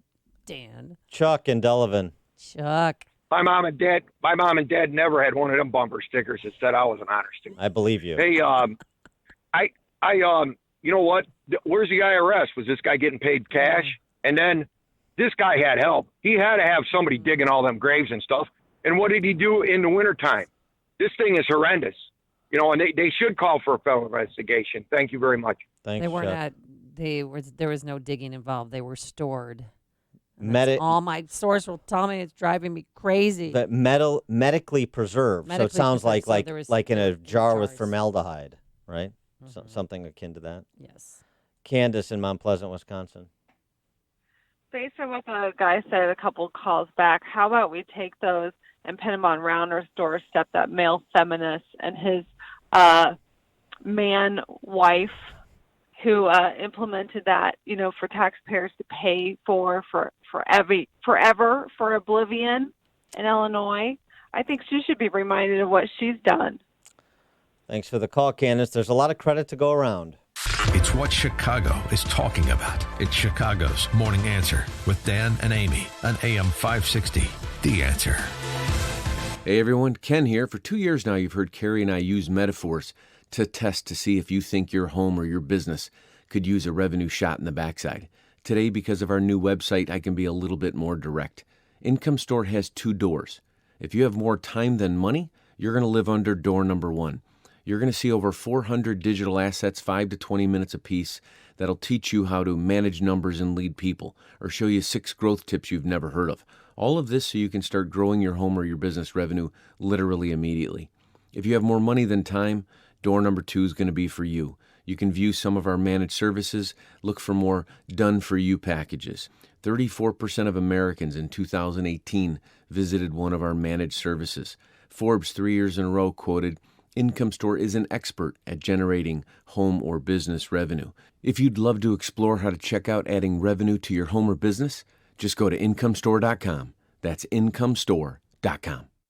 And that doctor did owe his former attorney $1,870,000 plus for legal fees when he went before the health board in Indiana. Text from 312. Agree with you. Don't get why you tell us what the Catholic bishop had to say. When the topic is sex abuse, it's all duck and cover led by Supich. In the gospel, Jesus had a lot to say about hypocrites. Indeed, we don't duck and cover anything here. I've talked about the sex abuse scandal in the church, the basis for it, and the bad actors and bad actions. What Bishop Conlin is proposing to do, is offering to do in Joliet, that's part of the church too. So we cover all of it, 312. The Catholic Church is bigger and more varied and has been one of the greatest forces for good in the history of the world, the sex abuse scandal included and notwithstanding. Looking to secure financing on a new home or refinance your existing mortgage? Then you need to call Team Hochberg. If you're one of the 34 million baby boomers born between 1946 and 1964 and either want to purchase a new home or refinance your existing home, then you need to listen closely to this important information from Team Hochberg. According to CNBC, retirees will average $14,000 a year from Social Security, and 45% of baby boomers have nothing saved for retirement. Nothing. You heard me, 45% of over 15 million baby boomers have nothing saved for retirement, which is very scary. So Team Hochberg will help you save for retirement by paying off your debt with a cash-out refinance or using a reverse mortgage loan to defer your mortgage payment while unlocking your home's equity. To learn more about both of these outstanding financing options, call Team Hochberg, your trusted local lender who will always look out for your financial best interest. Call him now, 855-56-DAVID, or visit 56david.com. Team Hochberg helped me and thousands of AM 560 listeners, but they can't help you if you don't call. 855-56-DAVID or visit 56david.com. Homesign Financial, Equal Housing Lender, NMLS 1124061. Liberty Mutual Insurance presents and Doug. Limu, there's a woman threatening to sign up for generic car insurance. Grab your birdseed and let's go. I'm going to sign these papers right here, right now. Ma'am, drop the pen. Liberty Mutual customizes your car insurance, so you only pay for what you need. Thanks, Limu, Emu, and Doug. Don't thank us, thank Liberty Mutual. But also thank us. Liberty, liberty, liberty, liberty. Only pay for what you need at libertymutual.com. Underwritten by Liberty Mutual Insurance Company and affiliates. Equal housing insurer. State laws apply. Hi, my name's Christina Stumble, and I own Farm Girl Flowers in San Francisco. With my Spark Cash Card from Capital One, I earn unlimited 2% cash back on all my business purchases. Last year, I redeemed $115,000 in cash back. Yeah, $115,000. And that doubled our digital marketing budget for the summer. Thanks to my Spark Card, we had our best summer yet. Imagine what the Spark Card from Capital One could do for your business. What's in your wallet? Real Capital One customers pay for real stories. Credit approval required.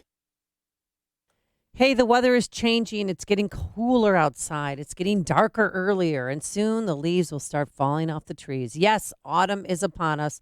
And for you, that may mean a drop in your energy level. Maybe you're having trouble sleeping, or maybe you've got seasonal allergies. No matter how you're feeling, I know that you're not getting enough fruits and veggies in your diet. Pumpkin spice doesn't count as a vegetable, folks.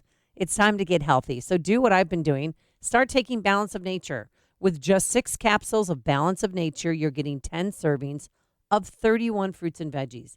It's easy and convenient. You know, you hear stories right here on this radio station about how people's lives have changed by taking Balance of Nature. In fact, Marcus Brown and I received one last week from a woman who started taking Balance of Nature, and after just 3 days, she says her GI tract is much better.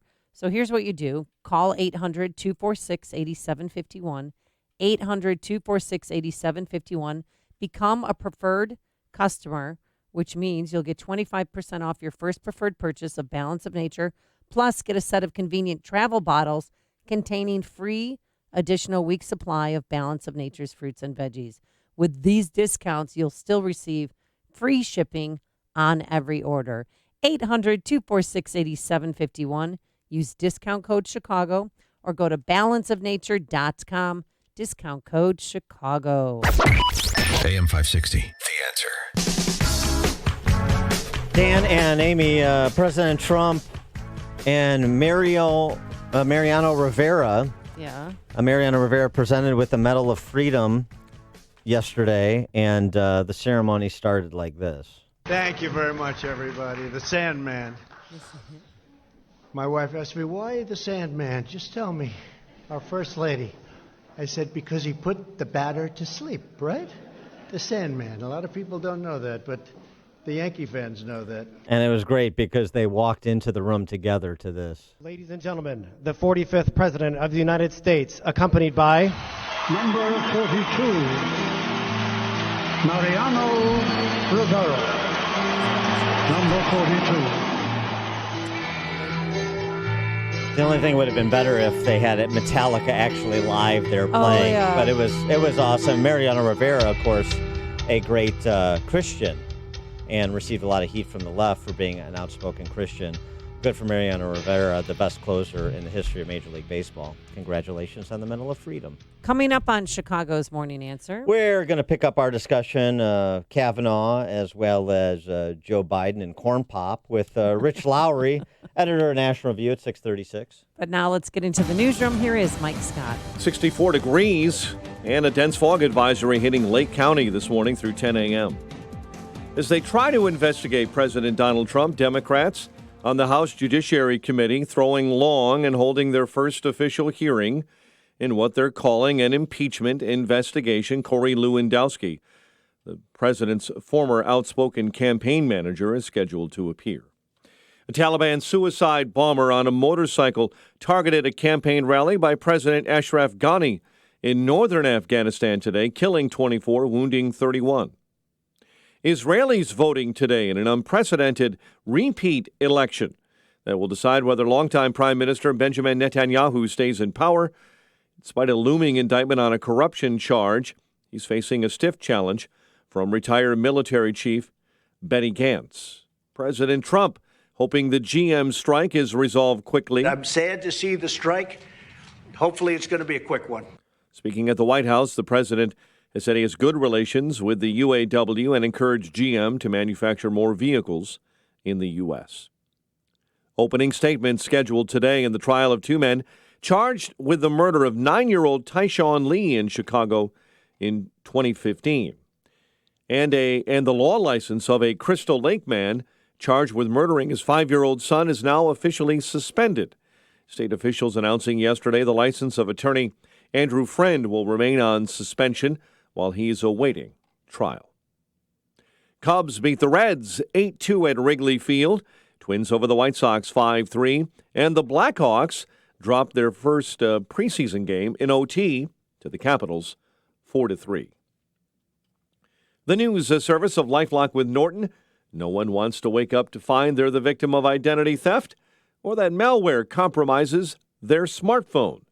LifeLock with Norton now includes protection for your identity and devices. Limited time offer. Get 30% off your first year. Ends October 6th. Join at lifelock.com. Use promo code RISK. 6:33 is our time. A check of traffic and weather on the way next on AM 560. Tickets for Freedom Summit 2019 sold out in record time in response to the high demand. We've opened up an overflow room for attendees to watch the event on Saturday, November 2nd at the Westin Chicago Northwest. Overflow tickets are on sale now, but are selling fast. Get yours at freedomsummitchicago.com. That's freedomsummitchicago.com. Sponsored in part by Glass Doctor, Unistaff, DS Arms, the Chimney and Fireplace Authority, and by Mars Medical Equipment and Supply. Want your home's furnace to stay safe and reliable? And want to prevent any potential problems before they happen? At your local 1 Hour Heating and Air Conditioning, we recommend an annual furnace inspection and tune-up. Right now, get big savings on a furnace tune-up. Call 855-1-HOUR. Because not taking care of your furnace, that's just cold. Your comfort is just a call away. Call 1 Hour. Terms and conditions may apply. Call for details. Independently owned and operated. Licensed in the respective state or county. When you're looking for a caring dentist and an experienced dental staff who'll treat you like family, then it's time to call Dr. Y at Oaklawn Dental LLC. Dr. Yerkes and his team will create a smile that you'll want to share with family and friends. Go to oaklawndentist.com for a complete list of services, or call Oaklawn Dental for an appointment with Dr. Y at 708-424-5700. And for a limited time, get a $100 credit on your new account. Call 708-424-5700. Oaklawn Dental LLC for the smile you deserve. Signature Bank is Chicago's fastest growing independently owned business bank. It's a bank where relationships still matter. Signature Bank knows your name and your story. I'm Dan Proft, and I know this because Signature Bank is my business bank. I'm Mick O'Rourke, President and CEO of Signature Bank, Chicago's business bank.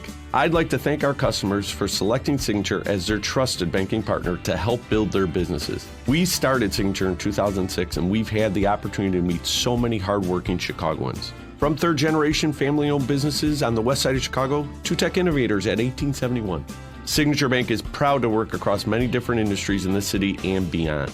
As the fastest growing, independently owned business bank in Chicago, Signature is always welcoming new customers. I'd love to meet you and learn about your business. Signature Bank is looking for their next success story. To learn more about turning your business vision into reality, visit signaturebank.bank. Signature Bank, helping local businesses succeed. Member FDIC, equal housing lender. A lost dog, not a lost cause. Read Catching Murphy, the latest book from the Associated Press, available now exclusively at Amazon.com. 6:36 and a check on the morning roads in the AM 560 Traffic Center.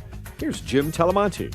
I-80 westbound traffic is jammed. 355 Cherry Hill Road, wreck in the left lane. Eastbound delays are from Richards to Cherry Hill. Slow traffic on eastbound 88, the Reagan Tollway, 22nd to Roosevelt. Northbound Tri-State from the Stevenson to the Hinsdale Oasis with a crash in the left lane, and from the Reagan Tollway to past the Eisenhower. Enid's running 23 minutes Lake Cook to Montrose. Kennedy, 30 minutes O'Hare to downtown, 11 from Montrose, 8 on the Express. Eisenhower, 42 minutes, 390 to downtown. Stevenson, 53 minutes, 355 to the drive. Ryan, 24 minutes from 95th. I-57, 25 minutes. I-80 to the merge. Bishop Ford, 27. That's traffic. I'm Jim Talamonte on AM 560, The Answer. Chicago's Morning Answer continues next. Your official Chicagoland weather forecast from the 1 Hour Heating and Air Conditioning Weather Center. Areas of morning fog, otherwise a warm day ahead. Clouds will break for some sun and a high of 78. Cloudy, mild 63 overnight. Currently 64. Next news coming up at 7. Chicago's Morning Answer with Dan and Amy continues next on AM 560, The Answer. This hourly segment is brought to you by Retire Chicago. Tune in Saturday mornings at 8 to Retire Chicago with John McNamara of McNamara Capital. This is Chicago's Morning Answer I am told this is a garbage disposal. on AM 560. It is terrifying. I don't know what its purpose is. What you just said is one of the most insanely idiotic things I have ever heard. The Answer. Top of the morning, Dan and Amy. President Trump in Rancho Rio, New Mexico, rallying the faithful last night. And he tackled the New York Times latest smear job on Brett Kavanaugh. But he used Brett Kavanaugh as an example of what the left does and is doing. And I think his statement about their MO when it comes to politics was spot on and important to fully assimilate. They use Democrat prosecutors and phony congressional committees whenever they can. They'll do whatever they can to demean you, to libel you. They try to blacklist, coerce, cancel, or destroy anyone who gets in their way. Look at what they're doing today to Justice Kavanaugh. Look at what they're doing.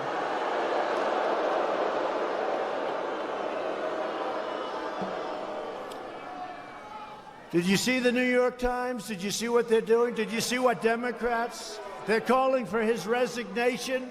They're calling for his impeachment. And the woman involved said she didn't know anything. She doesn't, but they still. So the New York Times had to put out a major apology, and they had to change their story. The woman said, I don't remember that. Okay, Blake? And they still want him to be impeached. And I just put out a statement, and he's a great man, by the way, great talent, a great, brilliant man, Brett Kavanaugh. And I just put out a statement on social media that said, I don't think they'll do it, but they should, for the good of the nation. I call for the resignation of everybody at the New York Times involved in the Kavanaugh smear story. And the president went on and had a few more words for the gray lady. They've taken the old gray lady. Do you know the New York Times for years? The old gray lady, so prestigious. They've taken the old great lady and broken her down, destroyed her virtue, and ruined her reputation. She can never recover and will never return to greatness under current management. The Times is dead. Long live the New York Times. Long live the New York Times. And then did they have a moment of silence? And they did not. They had a moment of celebration. Yeah. For more on this topic and a few others, we're pleased to be joined again by Rich Lowry, who is, of course, the editor of National Review, nationalreview.com, Fox News contributor, author of the upcoming book, The Case for Nationalism, How It Made Us Powerful, United, and Free. Oh, boy. That's going to get him on some lists. Rich, thanks for joining us. Appreciate it. Richard, do we have you? Yes. Oh, sorry. Okay, thank you. On the Kavanaugh story in the New York Times, you had the two reporters whose book launches today, the book that was the source of the excerpt that included that problematic deletion that needed an editor's note follow-up. And both Kate Kelly and Robin Pogrebin tell Larry O'Donnell it was an editor's decision, and, we think it was just sort of in the haste of putting together the excerpt for publication and removing the alleged victim's name that they accidentally also removed the portion of the story in which she doesn't recall the allegation. She doesn't recall what's alleged ever happening. Do you buy that? I will say, being an editor, sometimes stuff happens that seems to make zero sense to the outside world, and the explanation, makes no sense, but crazy things happen. So my attitude here is maybe the editors, they were inattentive, maybe they messed it up in the way they described, but it's incumbent on the authors. They know this piece of information. They should know how important it is. They're professional journalists, and if the reference to her and her not recalling this incident was excised, authors push back against editors all the time. I mean, there's give and take all the time, and they should have said, "Hey, wait a minute. You accidentally cut something that's really important. Let's get it back in." And they didn't do that. It took 24 hours of pounding from the outside, led by my friend Molly Hemingway at the Federalist, who actually had a copy of the book and said, "Hey, wait a minute. The book says that the alleged victim doesn't allege this took place." And this is just the Orwellian place we're in, where you have leading Democrats calling for him to be impeached, presuming his guilt for an offense that the alleged victim isn't accusing him of. How does that even work? Has that ever been the case in American history ever before that we've had such an instance? It just goes to the hatred they have for this guy. It's basic journalism 101. If you're doing a story with an alleged victim who said there was no crime, then it's a dead story. And I just think that the American people, this is complete witch hunt and a smear job.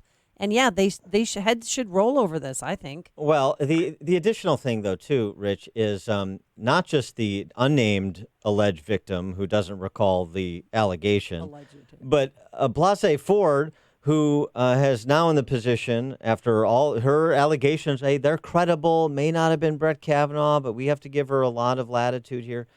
The four individuals that she has named at the party, including Leland Kaiser, her good friend, now say there was no party. And Leland Kaiser says, I don't believe her story. So what do we have here? Yeah, so Brett Kavanaugh, the allegation here is he engaged in this gross or at times monstrous, if the attack was what Blasey Ford described, that's a pretty terrible thing. But these weren't solitary events. They supposedly happened with groups of people involved. They happened at parties, and there's not one credible witness to any of it. And Blasey Ford, her story has changed about what year this happened, how old she was. She can't place the location. She can't place anyone who was at the party. She can't describe how she got home. Her story changed from her when she initially told her therapist, and there are 4 people in the room, to her latest version. So she's just not credible. And Leland Kaiser was her friend. I guess was a Democrat, right? I mean, she was at least married to Bob Beckel for a time. Yeah. And there was every incentive for her, to back up Blasey Ford's story. She'd be a hero now. She was getting pressure privately, we've learned from this Times, the book by these Times authors. And she didn't break because you can't remember such a party, and she just told the truth. So none of these allegations are credible. And what they've really tried to do is use one dubious, uncorroborated story to sort of create credibility for another dubious, uncorroborated story. So now they say, look, there are 3 allegations, but you look at each allegation and they're all nonsense. So that tells us more about them and their desperation to smear this guy than it does about Brett Kavanaugh's conduct. And what the president said last night, I think it has so much resonance for so many people because, look, Donald Trump, he's done a lot of things, right, to get criticized for and to get slammed for. What's Brett Kavanaugh ever done? He's been this totally upstanding guy. He went out of his way to foster women's careers in the law, to get them as his clerks, and they do this to him. So they can do that to him. They can do it to anyone. And now, I just feel bad for, I know the woman in me. I feel bad for his kids and his wife because they have to relive this all over again. And it's not fair. They owe him an apology. Right. I totally agree. Well, now, to be fair, he was running with a bad crowd. Squee. Yeah. Never get that.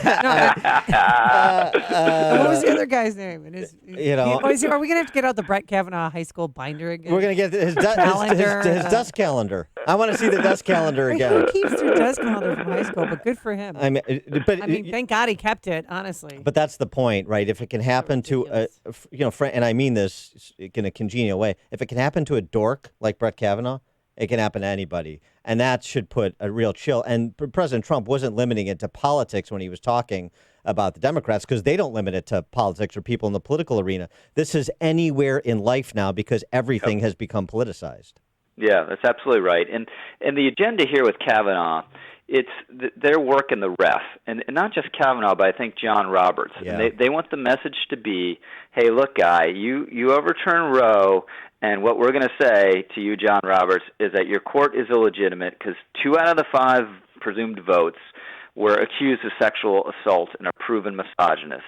So that they want Roberts, who's very sensitive about the legitimacy of the court, very sensitive about what the culture says, to believe that just will not be a legitimate decision. And he's got to wait another generation to get 2 more pro-life votes or whatever it is. They'll still find a reason to call that illegitimate, to just warn him off doing this. And I fear that might have some effect. Well, especially, too, because the other implication, right, is, hey, we get to write the history, and we're going to make sure you go down with an asterisk, make sure you go down as some ignominious, backward Supreme Court justice. But it's so interesting, you point about the agenda.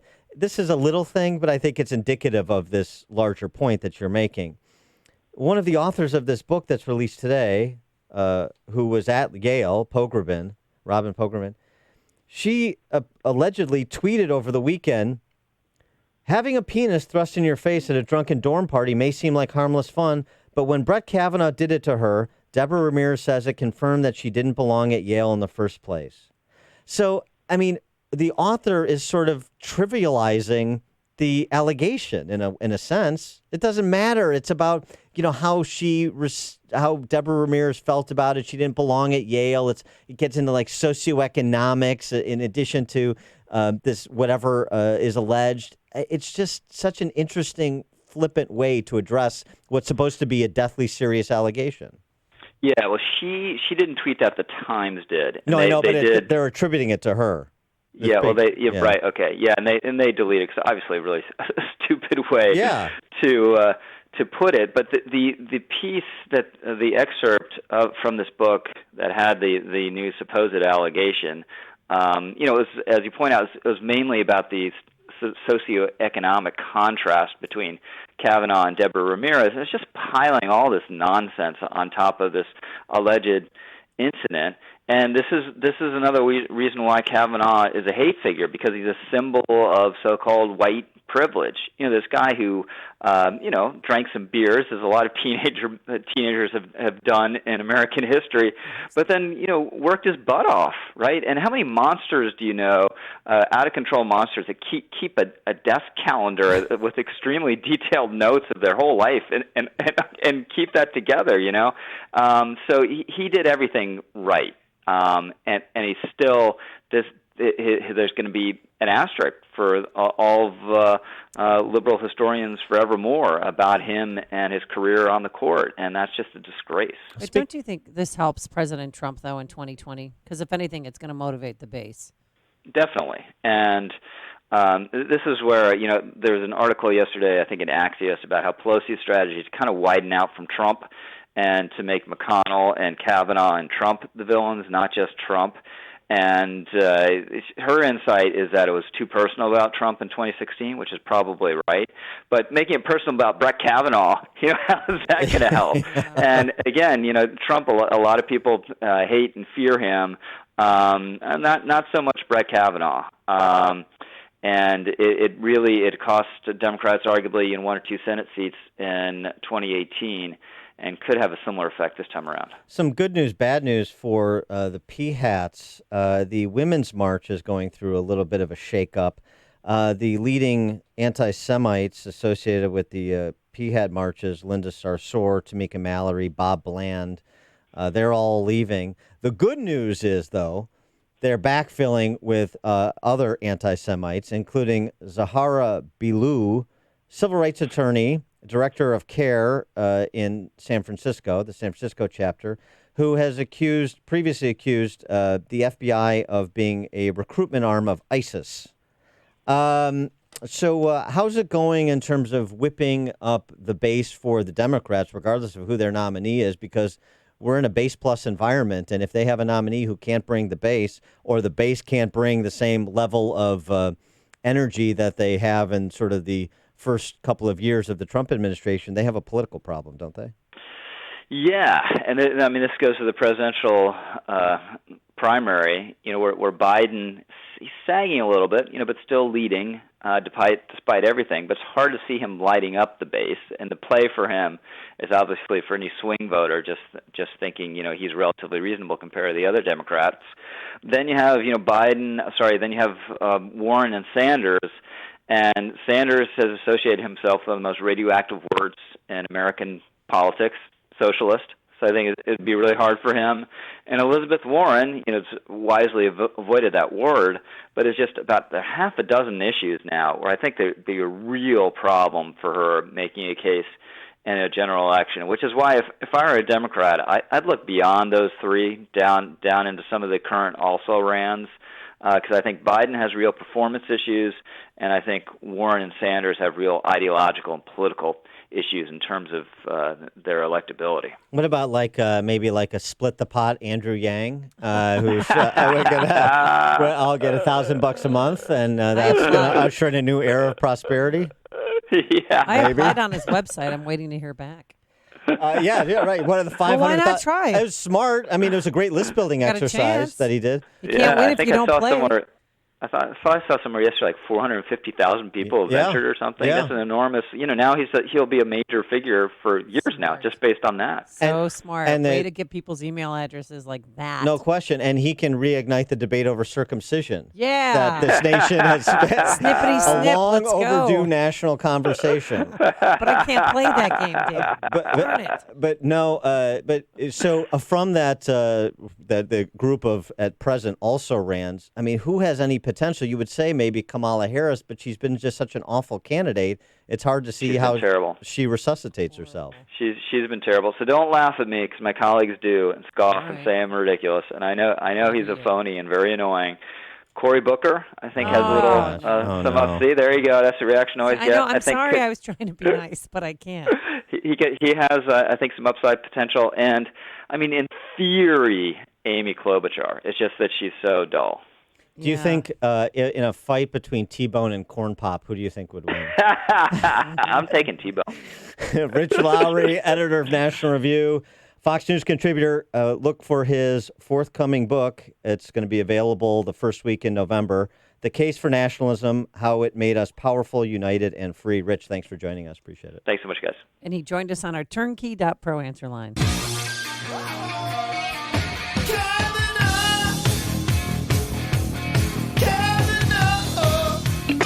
The stories you need to know to start your day. This is Chicago's Morning Answer on AM 560. The Answer. The Lou Dobbs Financial Report is brought to you by Signature Bank, helping local businesses succeed. Visit signaturebank.bank for your commercial banking needs. I'm Lou Dobbs. Saudi Arabia says refinery drone attacks originated in Iran. A coal plant in Illinois to close by 2022, and General Mills recalling gold medal flour. Those stories next. This is your stock market bulletin. I'm Bobby Richards. The CEO of an obscure $3 tech stock founded by the blue-collar son of a police officer has captured the attention of Donald Trump. Trump met with the CEO at the White House. And since then, Donald Trump appears to have become the company's #1 fan. He showed up at a groundbreaking ceremony. He called the CEO one of the most successful business people across the globe. And he said what they are doing is the 8th wonder of the world. We decided to investigate for ourselves and reached out to the premier stock analyst in the United States, Oxford Club chief investment strategist Alex Green. Alex told us the company's landing massive deals, including $450 million with Nokia, $395 million with Microsoft, $828 million with Cisco, and $29.2 billion with Apple. The company is set to create 50,000 jobs in America this year, and Alex has now declared this $3 stock his #1 play for 2019. Go to onestockretirement.com for more details, including how much Alex expects the stock to rise this year. Paid for by Oxford Club. Rising tensions in the Middle East after the weekend's drone attacks on a Saudi oil facility. The Saudis declared the attacks originated in Iran. President Trump has said any U.S. military response would be dependent on what the Saudis determine. Kelly Craft, America's new UN ambassador, says that America stands firmly with Saudi Arabia. 70 workers at a coal-fired plant in central Illinois lose their jobs when it closes in 2022. Texas-based Vistra Energy agreed to shut down the plant to settle a lawsuit by environmental groups. General Mills recalling 5-pound bags of gold medal flour because of potential E. coli contamination. No actual E. coli has been found, but bags with a use-by date of September 2020 are being recalled as a precaution. Please join me for Lou Dobbs tonight, 7 o'clock and 10 Eastern on the Fox Business Network. This is the Lou Dobbs Financial Report. And now, the Mortgage Update with Dan Frio. In today's fast-paced real estate market, you need to stand out above your competition, and I will help you stand out with my new Take It to the Bank mortgage approval. With Parkside Lending's exclusive Take It to the Bank program, your loan process is almost completed before you even begin looking for a home. We will verify your credit, income, assets, and any other important information that we may need. And within 24 hours, we'll issue you a pre-approval that will make your offer stand out from all others. With the majority of the mortgage process out of the way, you can focus on finding the home of your dreams instead of worrying about financing. Also, the seller will have more confidence in your Take It to the Bank approval than the average pre-qualification. So to get started making home ownership a reality, call 844-775-LOAN or visit me at windmortgage.com. Parkside Lending, LLC is an Illinois residential mortgage licensee and an equal housing lender. NMLS 176162. Balance of Nature. Changing the world, one life at a time. Can I say something about the product? Yeah, of course. It changed my life. I'm 86 and my husband has Alzheimer's, and taking care of him was just killing me. And then I heard on the radio all about Balance of Nature and how it would increase my energy. It's increased my brain. It's just, thank you. You changed my life and give me hope, and I appreciate your help. Experience the Balance of Nature difference for yourself. Receive 25% off your first preferred purchase of Balance of Nature. Plus, get a set of convenient travel bottles containing a free additional week's supply of Balance of Nature's fruits and veggies. With these discounts, you will still receive free shipping on every order. Call 800-2468-751 or go to balanceofnature.com and use discount code Chicago. AM 560, The Answer. Coming up on Chicago's Morning Answer, we're going to check in with Zeke Emanuel, Dr. Zeke Emanuel, to see if he's changed his mind and he wants to live past 75. That's at 7:07. But first, let's get into the newsroom. Here's Mike Scott. Opening statements today in the Tyshawn Lee murder trial. CPD conducting an active shooter drill this morning. We'll tell you where. White Sox shut down Lucas Giolito for the year. Twins did top the White Sox while the Cubs beat the Reds. WIND Chicago News Time is 7 o'clock. Is Brett Kavanaugh being smeared? I'm Dave Anthony, Fox News. President Trump thinks so after the New York Times revised a story of the latest sexual misconduct accusations stemming from the Supreme Court Justice's college days at Yale that the alleged victim didn't want to be interviewed and her friend said she didn't remember it. I call for the resignation of everybody at the New York Times involved. in the Kavanaugh smear story. The president at a rally in New Mexico last night, Democratic Congresswoman Ayanna Pressley will reportedly introduce a resolution today to open a Brett Kavanaugh impeachment inquiry, calling him a sexual predator. This as House Democrats plan to question ex-Trump campaign manager Corey Lewandowski today in their Trump impeachment investigation, but two others called to testify will not show up. Former White House Deputy Chief of Staff Rick Dearborn and former White House Staff Secretary Rob Porter both told by a White House lawyer not to appear before the House Judiciary Committee. The two were told they can defy subpoenas because of constitutional immunity. Fox's Jill Nato. The day after the president said it appears Iran is behind the attack on Saudi oil facilities, Iran's supreme leader says there will be no direct nuclear negotiations between the U.S. and Iran. They're voting again in Israel in what's like a do-over election. Fox's Simon Owen has details live. Dave, as he cast his ballot in Jerusalem, Prime Minister Benjamin Netanyahu saying he agrees with President Trump's assessment that these elections are close.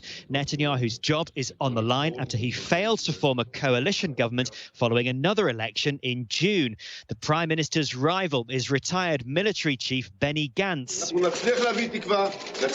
who told reporters as he voted, "We will bring change without corruption, without extremism." Dave? Simon, there's yet another death linked to vaping, this one in California, the seventh to die in a recent outbreak of lung illnesses related to vaping. America's listening to Fox News. 64 degrees, 7:02 on AM 560. The Answer. Good morning, everyone. I'm Mike Scott. There is a dense fog advisory hitting Lake County this morning through 10 a.m. Opening statements are scheduled today in the trial of two men charged with the murder of 9-year-old Tyshawn Lee in Chicago in 2015. Prosecutors have described the murder as a targeted execution of a fourth grader. Another group of Chicago Public Schools employees could be headed for a strike next month. Support workers are threatening to walk off the job. Mayor Lightfoot doesn't meet their contract demands. They represent about 7,000 special ed assistants, bus aides, and others. The University of Chicago Medical Center is preparing for a possible nurses' strike on Friday. The hospital has moved some babies, children, and others from the neonatal and pediatric intensive care units to other hospitals. At least 2,200 nurses could walk off the job. Chicago Police Department will be conducting an active shooter drill this morning along the Magnificent Mile. It started at 6 a.m. along Water Tower Place. There is a large police presence. Signs and officers are stationed nearby to alert folks that it's not a real emergency. A former teacher in Carpentersville is admitting to sexually assaulting two of her former students. Lindsay Anderson pleaded guilty to criminal sexual abuse in Kane County Court. She taught at Carpentersville Middle School and coached at Dundee Crown High School at the time of the assaults. Cubs went on to beat the Reds 8-2 at Wrigley Field. Twins topped the White Sox 5-3, and the Blackhawks fell in their first preseason game to the Capitals 4-3 in overtime. 7:03 is our time. We'll have a check of traffic and weather on the way next on AM 560. Mike Gallagher says the president just keeps delivering. One would think minorities of all kinds would be loving the jobs numbers. I mean, this so-called racist president just keeps delivering economic gains for black Americans, for Asians, for women. A whopping 6.3 million jobs have been created during the Trump administration. Now, does that count for anything? The Mike Gallagher Show. Weekdays at 9, right before Dennis Prager at 11 on AM 560. The Answer. Finding great candidates to hire can be like, well, trying to find a needle in a haystack, but not with ZipRecruiter. Its powerful technology actively finds and invites qualified candidates to apply to your job. So while other companies might deliver a lot of hay, ZipRecruiter finds you the needle in the haystack. See why 4 out of 5 employers who post a job on ZipRecruiter get a quality candidate within the first day. Try ZipRecruiter for free at ZipRecruiter.com/free. That's ZipRecruiter.com/free. Dell has something extra for small businesses, up to 45% off during their semi-annual sale. It's a perfect time to update to Windows 10 with huge deals on business computers featuring Intel Core processors, plus free shipping on everything. Call Small Business Technology Advisors who can help you achieve your business goals affordably with low monthly payments on the right tech for you. Just call 877-BUY-DELL. That's 877-BUY-DELL or visit Dell.com/business deals for semi-annual savings.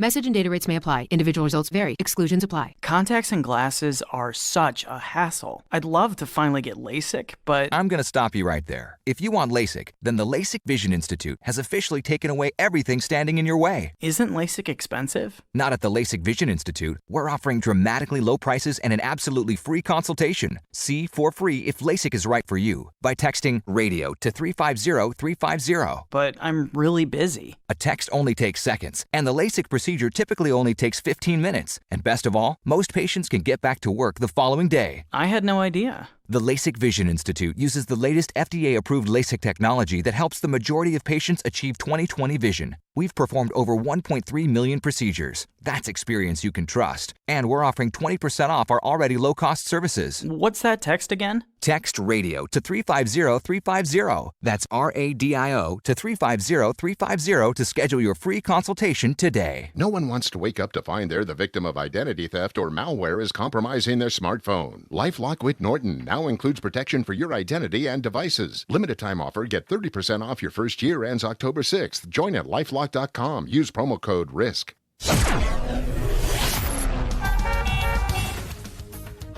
7:06 on AM 560. The news, the service of eBay. On eBay, you can ride the high of a shopping spree without feeling the guilt of a spending spree. Check eBay before you pay too much for that thing you love and get exactly what you want for a price that works for you. When you're overpaying, get exactly what you want on eBay. At 7:07 in the AM 560 Traffic Center, here's Jim Telemonte. I-80 westbound traffic is jammed. Maple to Cherry Hill with a crash in the left lane. Eastbound, it's bottled up from the Des Plaines River Bridge to Cherry Hill. Northbound Tri-State traffic, stop and go 95th to the Hinsdale Oasis. A collision on the left shoulder. And there are delays from the Reagan Tollway most of the way to Irving Park. Eden's 29 minutes, Lake Cook to Junction. Kennedy, 40 minutes, O'Hare to downtown, 19 from Montrose, 12 from the Express. Eisenhower, 45 minutes, 390 to downtown. Stevenson, 56 minutes, 355 to Lakeshore Drive. The line is 24 minutes, 95th to downtown. I-57, 27 minutes, 90 to the merge. Bishop Ford, 30. That's traffic. I'm Jim Telemonte on AM 560, The Answer. Chicago's Morning Answer continues next. Your official Chicagoland weather forecast from the 1 Hour Heating and Air Conditioning Weather Center and meteorologist Steve Williams. Keep your eyes open for some fog this morning. Otherwise, clouds will break for some sun. Warm day, high 78. Clouds and mild tonight, low 63. Partly sunny tomorrow and Thursday. The high tomorrow at 82. Thursday's high, 84. I'm Steve Williams on AM 560, The Answer. 64 at O'Hare. Next news, 7:30. Chicago's Morning Answer with Dan and Amy continues next on AM 560, The Answer. Don't forget that you can watch Chicago's Morning Answer on the Income Store live video stream every morning at 560theanswer.com. This is Chicago's Morning Answer with Dan Proft and Amy Jacobson on AM 560, The Answer.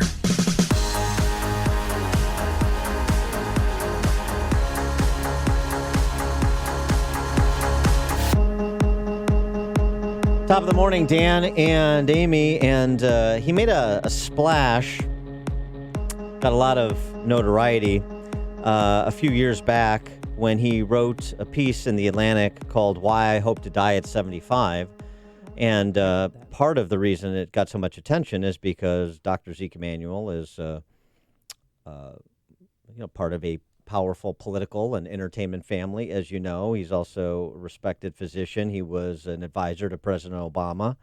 And his brother is a former mayor of Chicago, in case people didn't know. I've heard that. Yeah. And so people were interested in what exactly, where's he coming from? Is this a pro-euthanasia thing? Is this, and so he's revisited that column recently.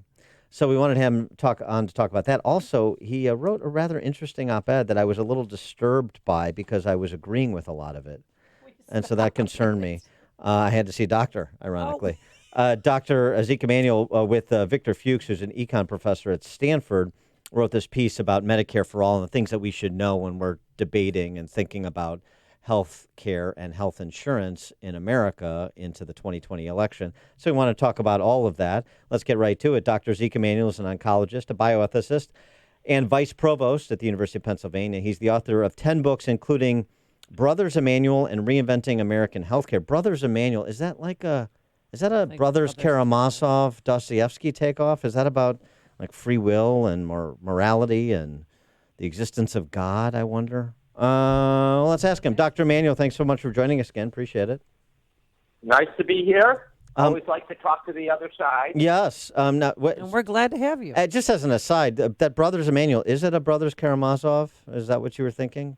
Well, let me say, one of the things you obviously didn't tell your listeners, but I will tell them, is authors do not pick their titles in general, neither in magazine articles.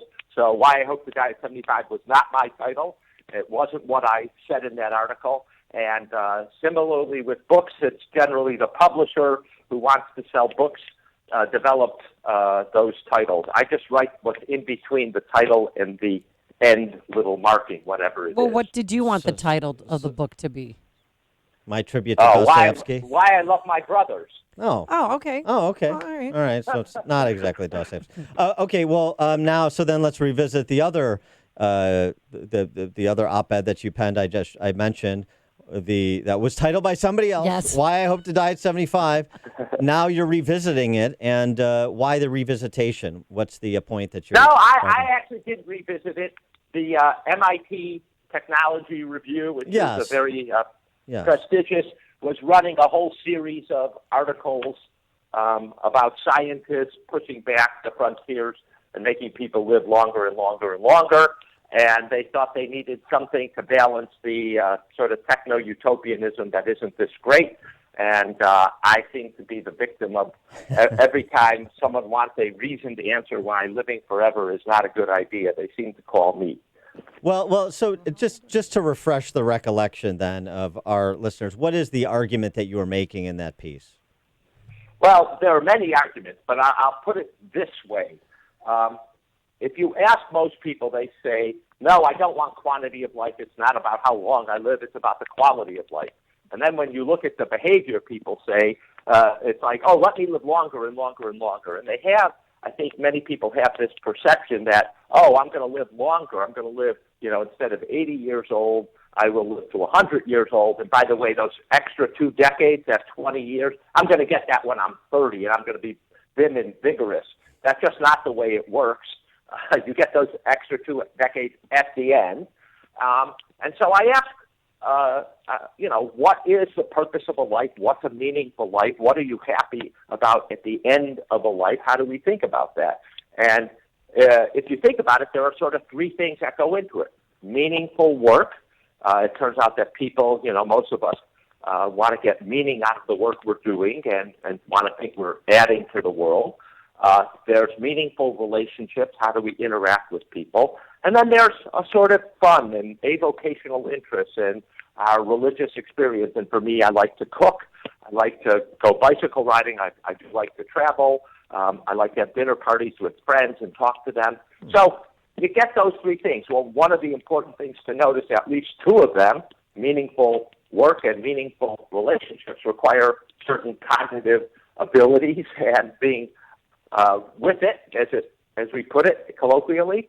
And it turns out that if you look at mental functioning, it declines pretty rapidly with aging.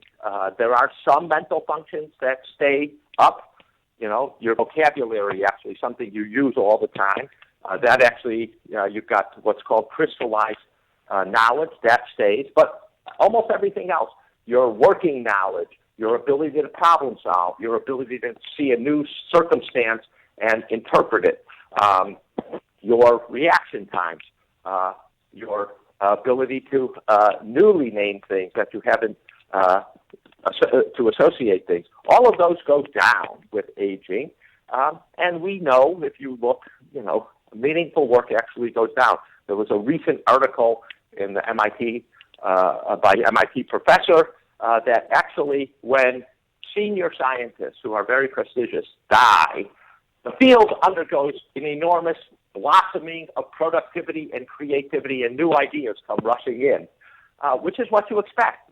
A lot of, new ideas are from younger people, not from older people who keep pounding away at their old ideas. So I don't want to go too sci-fi on you, but I mean, this is like a real topic area led by some leading lights like futurists in Silicon Valley. So this whole idea of preserving your brain, and I mean, I'm going to be sort of general here, preserving your brain and like putting on some robot body and living in Westworld, that's silly to you? Yes. Yeah. For one thing, I do think this idea of I need to live forever, and by the way, I'm going to invest in trying to live forever, that is centered in California, and I think there is a kind of extreme hubris. What would the world be without me and my brain and my contribution? Yeah, I agree with you. It'll continue perfectly fine without you and your brain and contribution. And by the way, again, as you get older, we see this all the time with our relatives and with other people. Your ideas become ossified. You get this, you have the same reaction, you have the same thought patterns, and it's not new thinking, it's not meaningful thinking, it's not creative, and a world populated by people who are thinking the same old thoughts is not necessarily going to be a world that's progressing and generating new insights. So, Dr. Emanuel, when you do turn 75, I know you're a long ways from that, are you still going to stop taking antibiotics and getting vaccinations and refusing medical interventions? So, or have you changed your mind? It's okay. No, I haven't changed my mind, and I think the important thing for your listeners while it says, "Well, I hope to die at 75," I am and have been for 25 years against euthanasia and assisted suicide and the legalization.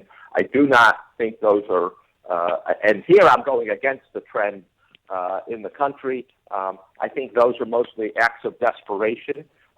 What I said in the article, it's not that I'm going to refuse all medical care. I am going to take medical care that relieves pain. I'm going to take, if I broke my hip, I would get my hip replaced.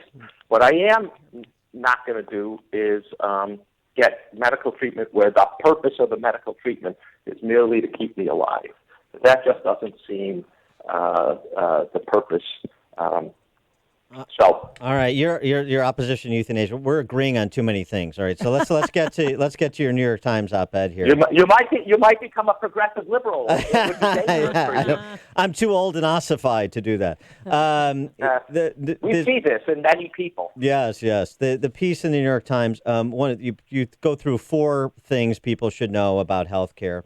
And let's start with Medicare for All, because your brother, Rahm, now this is a political assessment, but this factors in. This is a political process to enact legislation.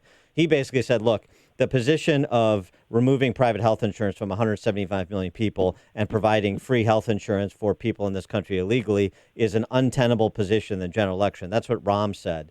You suggest that one of the fallacies that you address in this piece is that Medicare for All is unaffordable, which is one of the criticisms of it. You say it's not.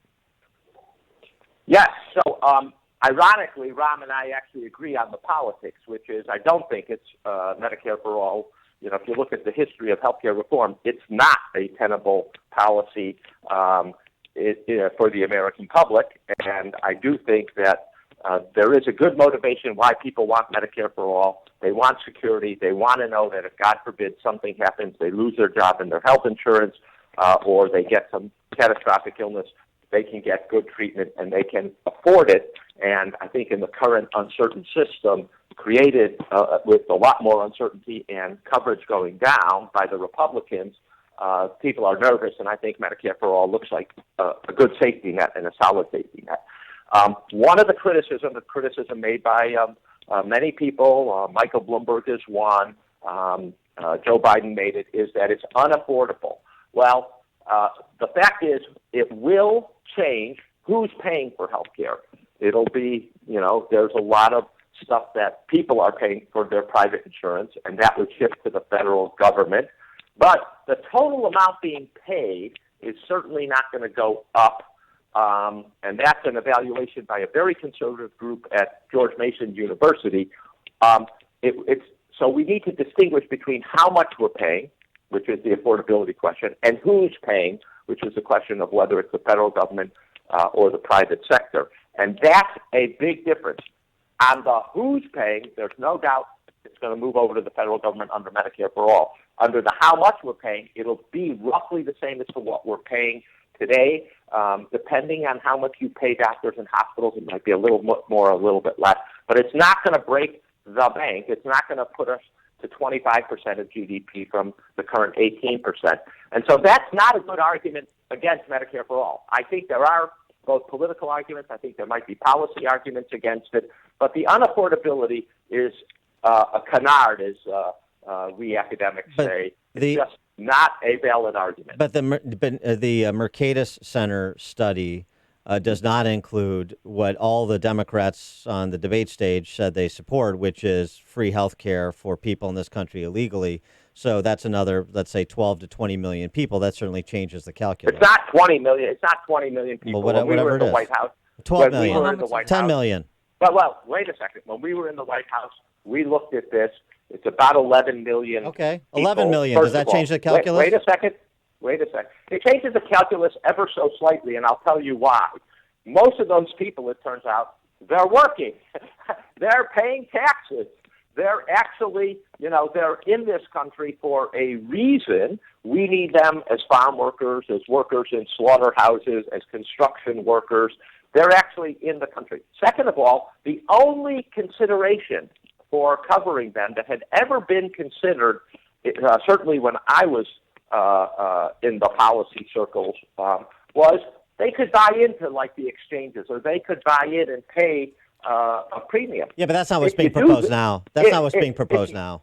If you do that, right, it's like, okay, some French person comes over and decides they're going to shop on Michigan Avenue. All right, they can pay full price. That's fine for us. And I think, again, I think it's probably politically untenable that we're going to get insurance for illegal immigrants. We need to solve the immigration problem and the fact that we need these people, we employ these people, and we all benefit from having them in terms of our fruits and vegetables, our construction. We need to figure out an immigration solution, and agreed. No doubt part of that solution is going to end up covering them. But that said, what you know about healthcare, what Democratic candidate are you supporting, or who has the best healthcare plan? I support the Democratic candidate that is called ABT, anybody but Trump.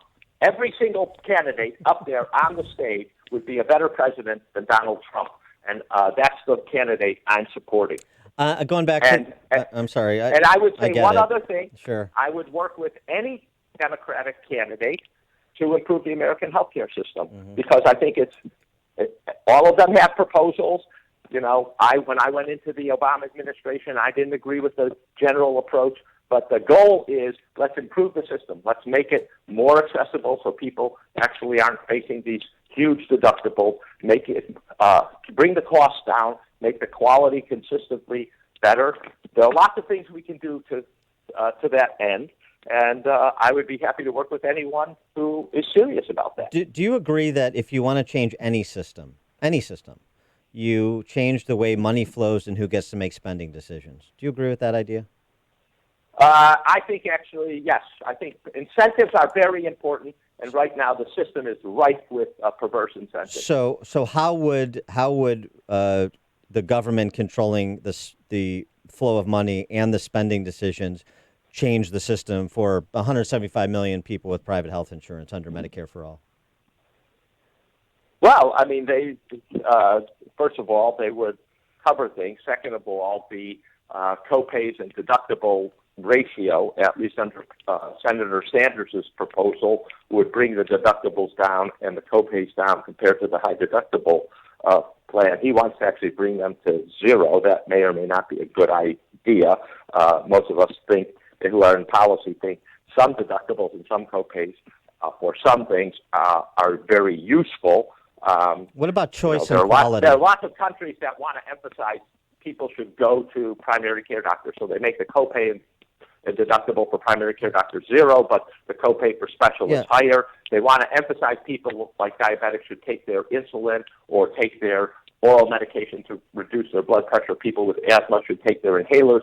So you bring their copay and deductibles down to $0. There are lots of modifications like that that could be done to make it more affordable for people and change how we approach care in this country to make it more advantageous. What about the metrics of choice and quality as it pertains to changing the money flow and the spend decisions, as suggested? There's no doubt that the way we pay now, we just pay a fee-for-service largely, not exclusively, but largely, and that doesn't vary by the quality of care very much.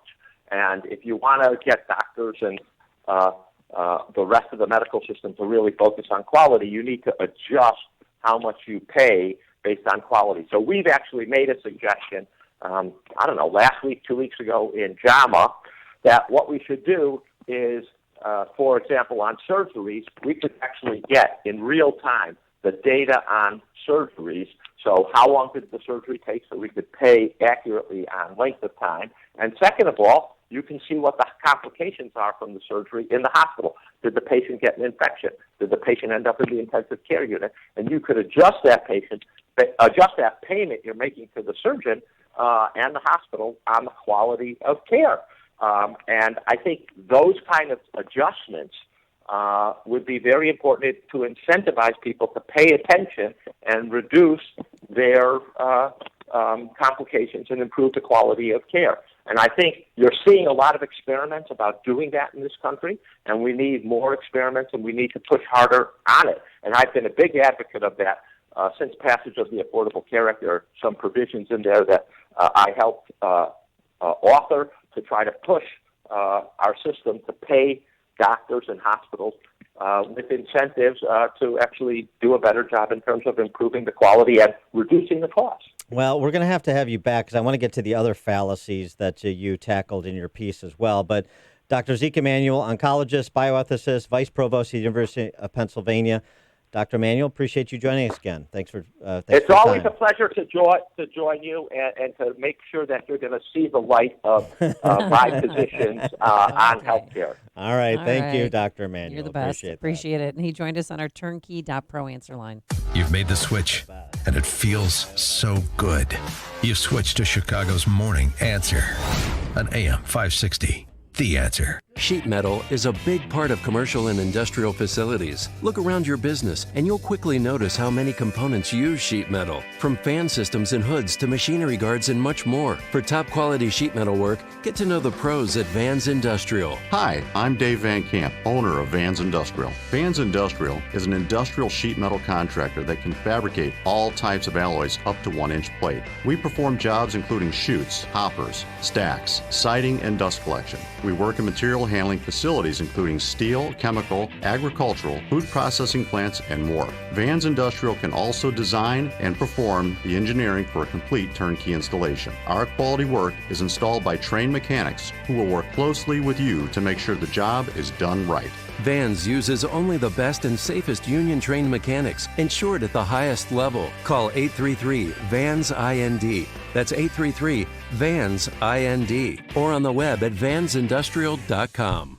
I spoke at Kingswood Academy in Darien yesterday. Oh, how'd it go? To 7th and 8th graders. Yeah. I was fantastic. And how were the kids? They were very good, very bright. Some of those boys at Kingswood Academy, I guarantee you, will be off to Northridge Prep. Picture your son after his first year of college. What kind of man do you hope to see? Noble young man who commits to do the right thing simply because it's the right thing? Northridge Prep builds that kind of man at an open house on Sunday, October 20th. See what makes Northridge Prep the number 1 all boys and number 4 best Catholic school in Illinois, according to niche.com. My friends who send their sons to Northridge Prep rave about it as well. They say it challenges their sons both academically and to be men of character. It's a good place to be a boy. Northridge Prep is an independent boys' school for grades 6 through 12. Their all-AP and honors curriculum produces men who think for themselves. Graduates attend the best universities, including the Ivy League. All the teachers are role models. Nearly half attended a top 20 university. So don't miss Northridge Prep's open house, Sunday, October 20th. Register online at northridgeprep.org. That's northridgeprep.org. You probably don't realize this, but between you and your employer, you've contributed as much as 12.4% of your earnings to Social Security, and you've been doing this since your very first paycheck as a kid. Add it up over 40 or 50 years, and it could make your 401k contributions look like chump change. But there's one big problem. Claiming your Social Security benefits is complicated, confusing, and riddled with trapdoors. Hi, this is Tom Fortino. According to PBS and Boston University professor Lawrence Kotlikoff, the Social Security Handbook has 2,278 separate rules governing its benefits, and it has thousands upon thousands of explanations of those rules. Talk about a user's nightmare. Learn how you can help get what's yours. The answers are in our new reports on maximizing your Social Security benefit. It includes little-known strategies that could earn you tens of thousands of dollars more, even as much as $100,000 over your lifetime. This could be a game changer. Call right now to receive this information. 630-519-4742. That's 630-519-4742. Investment advisory services offered through Retirement Wealth Advisors, Inc. AM 560. The Answer. Coming up on Chicago's Morning Answer. We're going to talk to econ professor Walter Williams from George Mason University. I'm going to ask him about the penis ring toss and vagina beanbag toss, as well as the lubricant taste tests that are featured at his university. I can't believe I've used all of those phrases in the same sentence as Walter Williams. I'm ashamed, but George Mason should be more ashamed. 7:37. Gross. And later, another Jussie Smollett case, this one involving an ex-football player. But first, into the newsroom we go. Here is Mike Scott. Skies are gray, and we have a dense fog advisory in Lake County until 10 a.m. Congresswoman Ayanna Pressley says she will try and seek an impeachment inquiry of Supreme Court Justice Brett Kavanaugh. The Massachusetts Democrat is planning to introduce a resolution today in response to reports of a second unsubstantiated sex assault allegation against Brett Kavanaugh. Russian authorities this morning say there's no biological contamination that they know of after an explosion and fire at a research center studying deadly viruses like Ebola and HIV. President Trump says he's hopeful for a brief strike by the UAW against General Motors. I'm sad to see the strike. Hopefully it's going to be a quick one. He touted his powerful relationship with rank-and-file members of the UAW, but not UAW leaders. One of Saturday Night Live's new hires is out of a gig. SNL announcing it's fired Shane Gillis days after videos of the comedian making what many are calling bigoted comments surfaced. A spokesman representing Lorne Michaels, who produces SNL, says they were not aware of Gillis's prior remarks. Opening statements are scheduled today in the trial of two men charged with murdering 9-year-old Tyshawn Lee here in Chicago in 2015. Chicago Police Department is conducting an active shooter drill this morning along the Magnificent Mile. It began at 6 a.m. at Water Tower Place. And Indiana's Attorney General says he's working with his Illinois counterpart, investigating last week's discovery of more than 2,000 medically preserved aborted remains at the Illinois home of a late doctor who performed those abortions, mostly in Indiana. Chicago sports. Cubs went on to beat the Reds 8-2 at Wrigley Field after a long Kyle Schwarber home run. Twins topped the White Sox 5-3. And the Blackhawks beaten in their first preseason game, losing to the Capitals in OT 4-3. The news service of eBay. On eBay, you can ride the high of a shopping spree without feeling the guilt of a spending spree. Check eBay before you pay too much for that thing you love and get exactly what you want for a price that works for you. When you're overpaying, get exactly what you want on eBay. 7:33 and a check of traffic and weather on the way next on AM 560. Don't miss Freedom Summit 2019. Coming to the Chicago West and Northwest in Itasca on Saturday, November 2nd. This year featuring headline speakers Michelle Malkin, Sean Hannity, Sebastian Gorka, and Laura Logan. Get your tickets today at freedomsummitchicago.com. That's freedomsummitchicago.com. Sponsored in part by Income Store, Woodland Windows and Doors, Automated Systems Incorporated, HealthInsuranceMentors.com, and by the Illinois Family Institute. A lost dog, not a lost cause. Read Catching Murphy, the latest book from the Associated Press, available now exclusively at Amazon.com. Policies issued by American General Life Insurance Company, Houston, Texas. Not available in all states. For details, visit AIGdirect.com. Do you have a family? Would you like to help make sure they'll be taken care of if anything were to happen to you?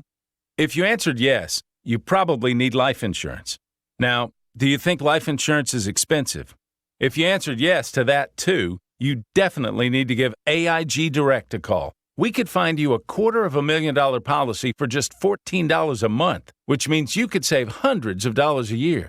Call us now for a free, no-obligation quote. 1-800-400-5008. Since 1995, we've helped millions of people find out if they could save up to 70% on their term life insurance. See how affordably we can help you protect your family. Call AIG Direct now for your free quote. 1-800-400-5008. You could save up to 70%. That's 1-800-400-5008. 1-800-400-5008. We have reached the age where things just cost more. Cars, phones, life insurance. Your blood pressure is up. Your weight is up. You're one to talk. I have type 2 diabetes, so I'm getting dinged just like you. Thank goodness for Big Lou. Big Lou! Big Lou can get term life insurance rates for a 50-year-old male with type 2 diabetes or high blood pressure, or maybe he's on anxiety meds for just around $200 a month for $1 million of coverage. Oh, you got to say that again. Go ahead. Okay, I'll say it. Big Lou and Term Provider could get a 50-year-old man, a little dinged up, $1 million in life insurance for around $200 a month. Call Big Lou. Big Lou! He's like you. 800-555-2085. That's 800-555-2085. Don't put it off. If you're overweight, diabetic, have high blood pressure, you gotta call Big Lou. Gotta. 800-555-2085. Write it down. 800-555-2085. 7:36 in the AM 560 traffic center. Here is Jim Talamonte. Lakeshore Drive is jammed northbound from the Stevenson to Jackson, where there's a collision involving a pedestrian. And southbound, there's a backup with gapers from around Navy Pier to Jackson. Lanes on the northbound tri-state up from the Cicero Avenue area to Hinsdale Oasis. Then from Reagan to Lawrence. Southbound tri-state, it's heavy 137 to 60 and 22 to Deerfield. But Adams Tollway, slow Beverly to Barrington and Lee to the tri-state. Reagan Tollway, Midwest to Roosevelt. And northbound Veterans to Royal, I-55 much of the way to St. Charles, and the Army Trail toll to Lake. Kennedy, 45 minutes O'Hare to downtown. The Icon, hour 11 from 390 to Fern Circle. Stevenson, 56 minutes, 355 to the drive. That's traffic. I'm Jim Talamonte on AM 560, The Answer. Chicago's Morning Answer continues next. Your official Chicagoland weather forecast from our 1-hour heating and air conditioning weather center. Morning fog, especially in Lake County. Otherwise warm later today with clouds breaking for some sunshine and a high of 78. Currently 65. Next news coming up at 8. Chicago's Morning Answer with Dan and Amy continues next on AM 560, The Answer. This hourly segment is brought to you by the Alpha Wealth Group, bringing the trilogy of estate, tax, and investment planning together. Visit alphawealthgroup.com for a free report. They got the beat, the campus beat, the campus beat. Yeah, the campus beat. Top of the morning, Dan and Amy on a special campus beat. We have George Mason University Econ Professor Walter Williams coming up. And I can't say this to him directly. I have to cover the story without him. I'd be too embarrassed. I don't know if I want to hear about it because I just listened to that tease. The Consent Carnival at George Mason University took place last week. The Consent Carnival? Consent Carnival featured a penis ring toss, vagina beanbag toss, and lubricant taste tests. See, that's so gross. The taste testing part is really what hits at home. The vagina beanbag toss, though. Is that like cornhole? That hello. Well, that's giant inflatable lips that serve it to mimic a vagina. All students can throw large pink beanbags into it. Okay. All right. Clearly, it's not cornhole. The game doubled as an educational display, informing students on flyers that not all people with vaginas are women. From the flyer. Genitalia is not an indicator of gender. It can be harmful to assume so. It can also be surprising to assume not. Who won the vagina beanbag contest? I don't have the... you don't have the top 10 finishers? What kind of a hack are you? Get together, Prof. For the penis ring toss, Okay. Oh, I who know won you were that? interested. Yeah. I'm sorry.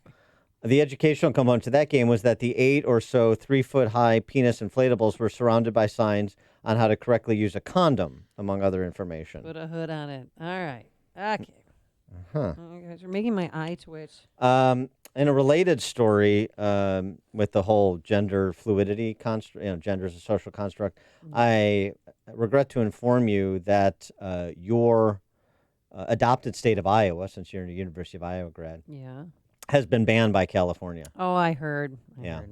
California has Not added following their ideas and norms. It's funny, the travel ban list. Boy, I know the left is very opposed to travel bans in certain contexts, but California put Iowa on the list of states on its travel ban because of the state's prohibition against public funding of gender transition surgeries under Medicaid. That tourism pipeline from California to Iowa, it was really big back in the day. Well, but it's all for like sports teams and stuff to travel. The California blacklist, California is going to be locked in. You're going to have to build a wall to keep people in, East Germany style, and I'm sure Gavin Newsom would be open to that. The blacklist includes Alabama, Kentucky, North Carolina, Texas, Oklahoma, Mississippi, and now Iowa. Thank Where God. are they going to play any? Well, they're in the Pac-12. They'll just come here to beat up on Illinois, I guess. For more on state of play on campus, Professor Williams has written about this as not what we talked about, but some other more important topics on the academic side. We're pleased to be joined by his economics eminence, Walter Williams, professor of economics at George Mason University and syndicated columnist. Professor, thanks for joining us. Appreciate it. Good morning, and thanks for inviting me. Would you like to comment on the consent carnival at George Mason? I do not. This is the first time I've heard of it. Yeah, I'm sure. So you were not a participant in any of those games then? Yeah, not surprising. All right, I want to get to your piece, which is about actually literally giving out A's for effort when it comes to skills like writing cogent papers. That's right.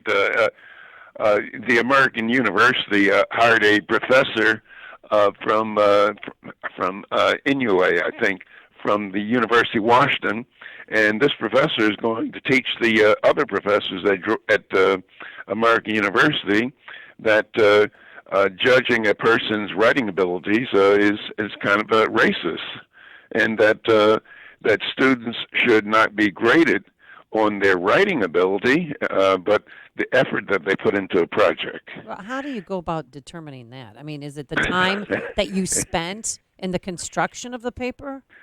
For the life of me, I don't know. I should have attended the lecture to find out.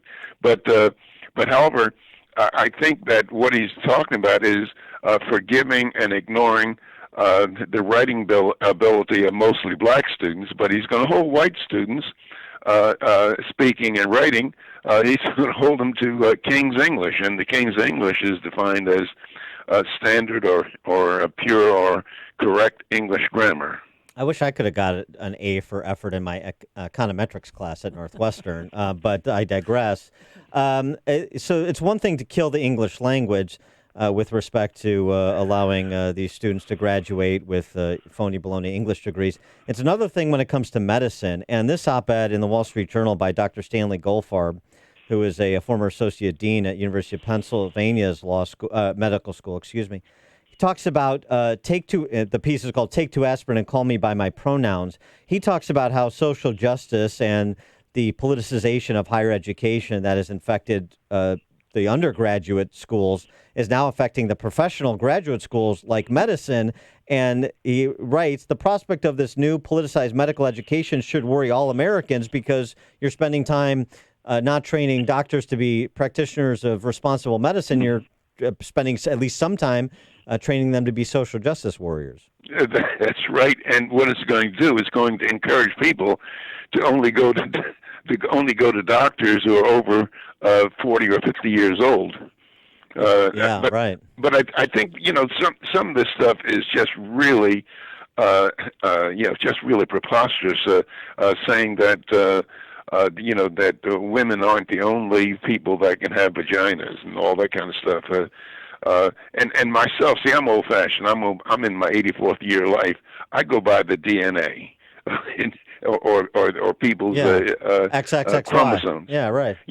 So if you're XY, you're male, and if you're XX, you're female. So yeah, but I understand that's very narrow. That's an antiquated way of thinking, Professor. You got to embrace the brave new world. Talk about what's happening on college campus, though, in terms of the quality of students. Now, in the economics discipline, which you have spent so many years as an educator, what have you seen in terms of the state of students? I always use this reference from Condi Rice, who talked about at Stanford, which she teaches at Stanford now. At Stanford, the biggest problem she has with her students is that none of them can write, going back to our previous conversation. But none of them can write, which means they're not thinking clearly. They can't think cogently, they can't write clearly, and so it's very difficult for them to offer much in the way of contextual dissertations on history or persuasive writing or anything of the sort, and that's a big problem. What about in the economics discipline? You're absolutely right. Now, our economics department, we have a worldwide reputation for being a free market, libertarian type economics department, and we can boast of having had 2 Nobel laureates in economics on our faculty. And the students who, one of my jobs is I teach the incoming PhD students their first course in microeconomic theory. And these are students who self-select to come to George Mason University, and I've had no trouble. I've had no trouble with their writing, except sometimes there's something called their legibility that's required. And so, as a matter of fact, I tell the students that if I have to decipher an answer, I'm just going to assume that it's wrong. What's the 2 Nobel laureates? James Buchanan. Who was the other one? Vernon Smith. Oh. And Vernon Smith, I'm very proud to say, I hired him when I was the chairman of the economics department, and he was here for a year, and he won the Nobel Prize. Now, you wrote in your article about the ethnic studies model curriculum, and just elaborate on that, please. In California, they proposed a program, an ethnic studies program, and the curriculum includes gross anti-Israel bias, and it teaches students that capitalism is racist and sexist. That's what they wanted to teach students. But however, fortunately, the California Department of Education took the proposal down off their website because they got a lot of blowback as a result of it. I wanted to get your reaction to the 1619 project that has been developed by the New York Times that's already insinuating its way into K through 12 curricula. What you think about sort of extending, expanding, and sort of recasting the history of America? Well, I think that if there's going to be a teaching of the history of America, we should get it quite right.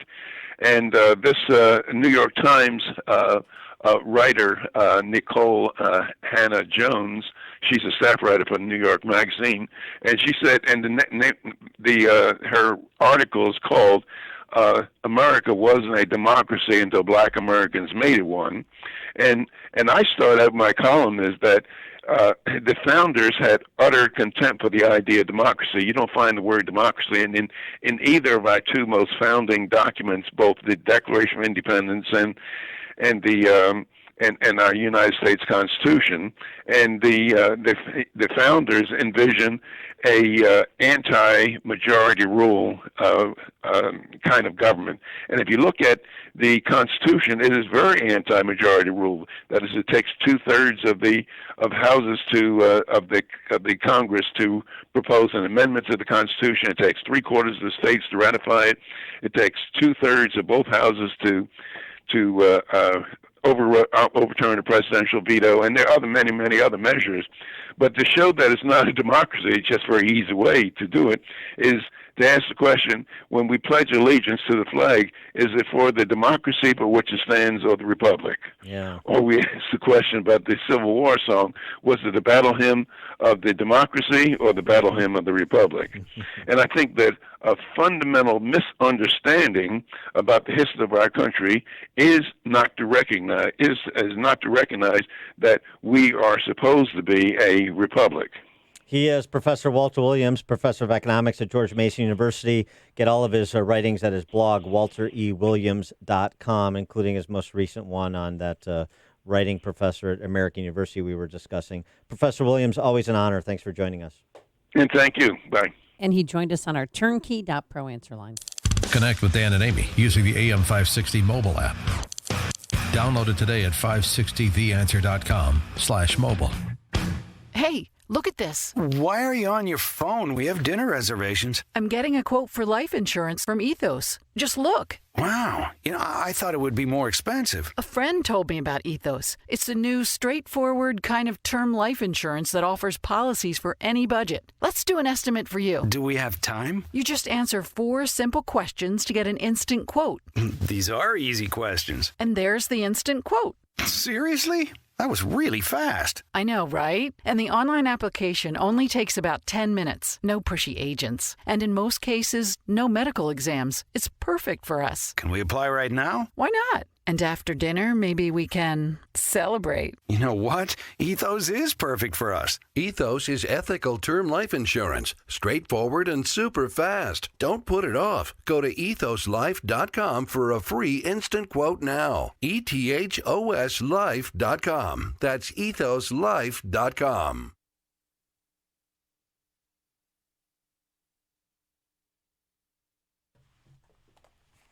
Balance of Nature. Changing the world, one life at a time. Scientific research has shown that many cancers and lifestyle diseases can be prevented with a diet rich in fruits and vegetables. This prevention comes from the phytochemicals in the plants. They fight against oxidants that damage the cell's DNA, causing mutations that lead to disease. In my lab, I've seen the immune response increase, I've seen your DNA repair capacity increase, and I've seen DNA protection. As a scientist, I know that Balance of Nature works. Experience the Balance of Nature difference for yourself. Receive 25% off your first preferred purchase of Balance of Nature. Plus, get a set of convenient travel bottles containing a free additional week's supply of Balance of Nature's fruits and veggies. With these discounts, you will still receive free shipping on every order. Call 800-2468-751 or go to balanceofnature.com and use discount code Chicago. Jerry from Will County tweeted that he expects to see the penis ring toss and vagina beanbag toss featured at Freedom Summit as well. So you'll be running those games, right? I'll level that up to management for consideration. Sure. Thanks, Jeff Jerry. Reisman will love that idea. Yeah. Fellas, it's time to talk about sleep apnea. Yep, if you've been feeling tired and grumpy, it could be undiagnosed sleep apnea. Millions of men suffer from this serious health condition that occurs when your breathing pauses for seconds or even minutes during sleep, disrupting the resting process. Well, there's good news because my friends at Low T Center provide a complete health assessment to determine if you're a candidate for a convenient home sleep study that you take in the comfort of your own bed. Sleep apnea is a serious condition because every pause in sleep disrupts the flow of oxygen to your heart, brain, and body. At Low T Center, they make your appointment quick and easy. Most health insurance is accepted. Contact my friends at Low T Center to schedule your health assessment to see if you're a candidate for a convenient home sleep study. Low T Center will determine if your low energy and grumpiness are due to undiagnosed sleep apnea. Call today to schedule your appointment and tell them Dan Prof sent you when you do. The number is 630-451-9352. That's 630-451-9352. Again, call 630-451-9352. You can also schedule an appointment online by visiting lowtcenter.com. That's lowtcenter.com. Low T Center, reinventing men's healthcare. Jesus sleeps. Out of nowhere, a squall threatens disaster. Terrified, the disciples panic. Jesus rebukes the storm, but also rebukes his disciples. "Why are you fearful?" asks our Lord. "Have you not faith yet?" In this time of turbulence in the church, are we too prone to panic, or realize that as iron sharpens iron, so too does controversy force a reckoning with the fundamentals of our faith, and we come out all the stronger? Dr. Robert Royal, acclaimed author, editor at The Catholic Thing, and president and founder of the Faith and Reason Institute, has never panicked. Find out why on September 25th. Join Dr. Robert Royal at the Catholic Citizens of Illinois annual banquet, speaking on public witness in time of crisis. To make your reservation, go to CatholicCitizens.org. That's CatholicCitizens.org, or call Maureen at 708-352-5834. Space is limited. Reserve now. Hey, take control of your income and your future. I'm talking about Online Trading Academy, or OTA. They're the leader in trading and investing education with courses offered throughout Chicagoland, including East Peoria, Valparaiso, and Lombard. With Online Trading Academy, you can learn about ways to generate income and protect your retirement. Don't let other people make money off your retirement. Make money for yourself. I signed up to take a free class at the Lombard location, and I was very impressed with what I experienced. I learned a lot about the markets and how to trade because I really had no clue how it worked. The instructor was incredibly knowledgeable, patient. He took time to explain to us their patented trading strategy. And after my experience, I really recommend that you give it a try. Sign up for the free introduction class, and I'm sure you'll walk away with new understanding of trading the markets. Call 844-778-7132. Write this number down. That's 844-778-7132 to attend and get 2 free passes to their next class so you can learn for yourself. And if you call right now, they'll send you home with their professional Insider's Kit. It's full of exclusive investing courses from some of the best lessons from the pros. Seats go quickly, my friends, so call now.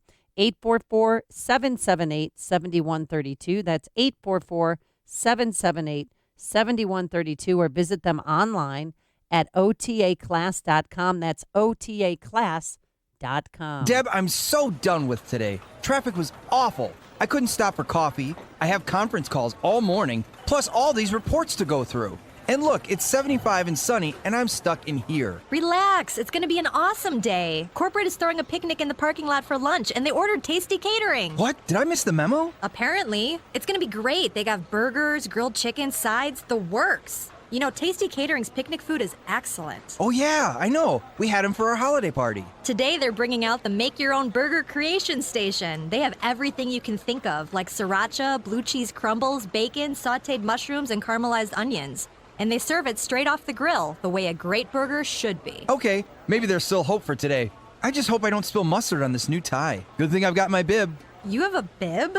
You don't? Tasty Catering's picnic menu has all the delicious summertime food favorites you crave and more. Go to tastycatering.com to peruse mouth-watering picnic menus and start planning your picnic today. tastycatering.com. AM 560. The Answer. Dan and Amy, Sean Spicer doing a tango, Sean Spicer in pastels. Those two things should never happen. Honey, it was neon green. And it was god-awful. I mean, not god-awful. I didn't think his dance was that bad. But that outfit, I mean, if they dress you up to look like Cha-Cha, that's when you put your foot down and you say, can I have something a little more masculine? But it was you didn't like the way he did the dance, huh? I'm no expert. Well, no, you are. I mean, I was runner-up. No. Well, second, yeah. I got second place. I lost to Courtney Hall Dancing with the Chicago Stars. But, I mean, in terms of who won the audience, and very much like Gladiator, whoever wins the crowd wins their freedom. I won my freedom. Oh, you got fan favorite and the Congeniality Award, I heard. And top fundraiser. Yeah, it's good to bring in the bucks. That's right. But what did the judges say, Dan? What were you doing there? You must have been attacked by a swarm of wasps. I have no idea, but I actually have to say there was some elements of salsa there, not always on time or on rhythm.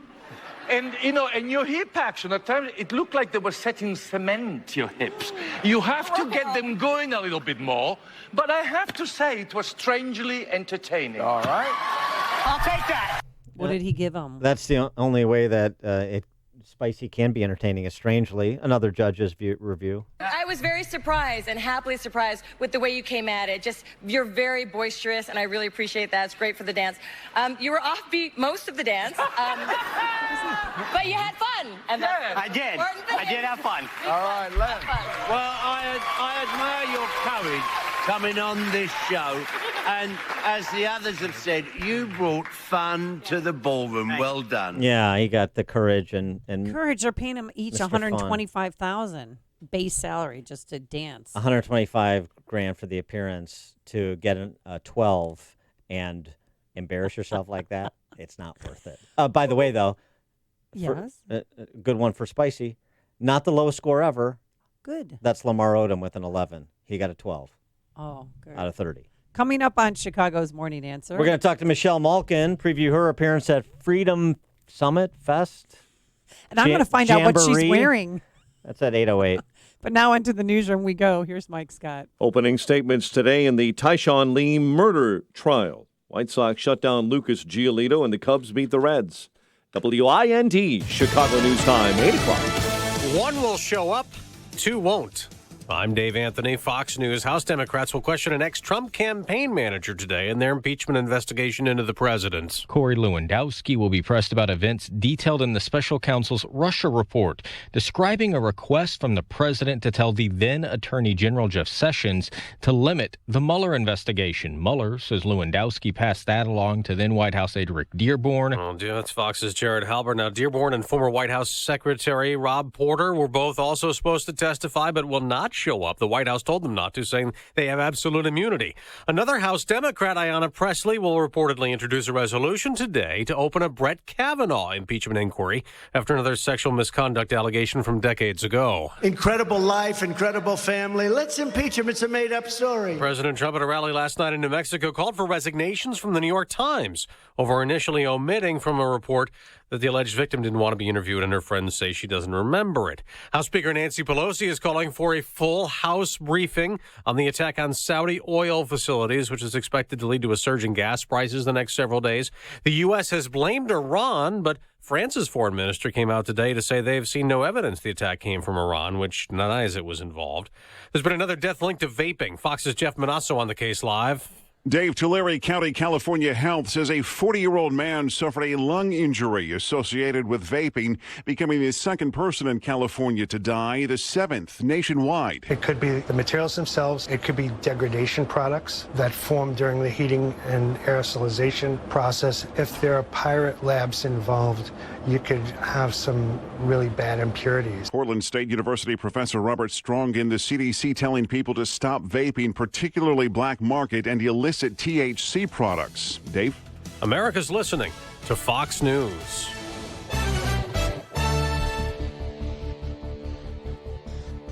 Skies are gray. We may see the sun break out a little later on today. 8:02 on AM 560. The Answer. Good morning. I'm Mike Scott. Lakefront fog has hit and a dense fog advisory is up for Lake County until 10 a.m. Opening statements are scheduled today in the trial of two men that are charged with murdering 9-year-old Tyshawn Lee in Chicago in 2015. The University of Chicago Medical Center is preparing for a possible nurses' strike on Friday. The hospital has already moved some babies and children from the hospital's neonatal and pediatric intensive care units to other hospitals. Chicago police are conducting an active shooter drill this morning alongside the Magnificent Mile. The drill began 6 a.m. at Water Tower Place. Mayor Lightfoot planning to propose a Chicago ban for flavored e-cigarettes. And I say this both as a mayor and as a mother. We will not stand idly by as flavored tobacco becomes young people's most common path to addiction. Southwest Side Alderman Ray Lopez plans to introduce his own ordinance to the City Council tomorrow. A former teacher in Carpentersville is admitting to sexually assaulting two of her former students. Lindsay Anderson pleaded guilty to criminal sexual assault and aggravated criminal sexual abuse in Kane County Court. She formerly taught at Carpentersville Middle School and coached at Dundee Crown High School. Cubs over the Reds 8-2. Twins beat the White Sox 5-3, and the Blackhawks fell to the Capitals in the NHL preseason 4-3. It's 8:03, time for the AM 560 Business Beat. From the Fox Business Network and a service of Signature Bank, helping local businesses succeed, visit signaturebank.bank for your commercial banking needs. Here's Lillian Wu.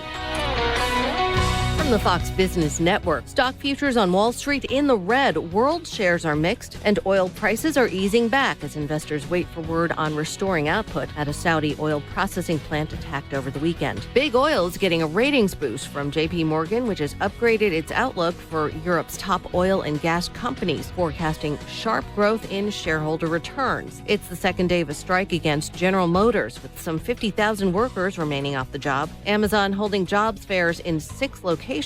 And jobs in the military are getting filled. U.S. Army leaders say they'll meet their enlistment goal at the end of the month. This comes a year after they failed to make their recruiting numbers for the first time in 13 years. Army leaders telling the AP they expect to sign up more than 68,000 active duty soldiers for the fiscal year that ends September 30th. With the Fox Business Report, I'm Lillian Wu.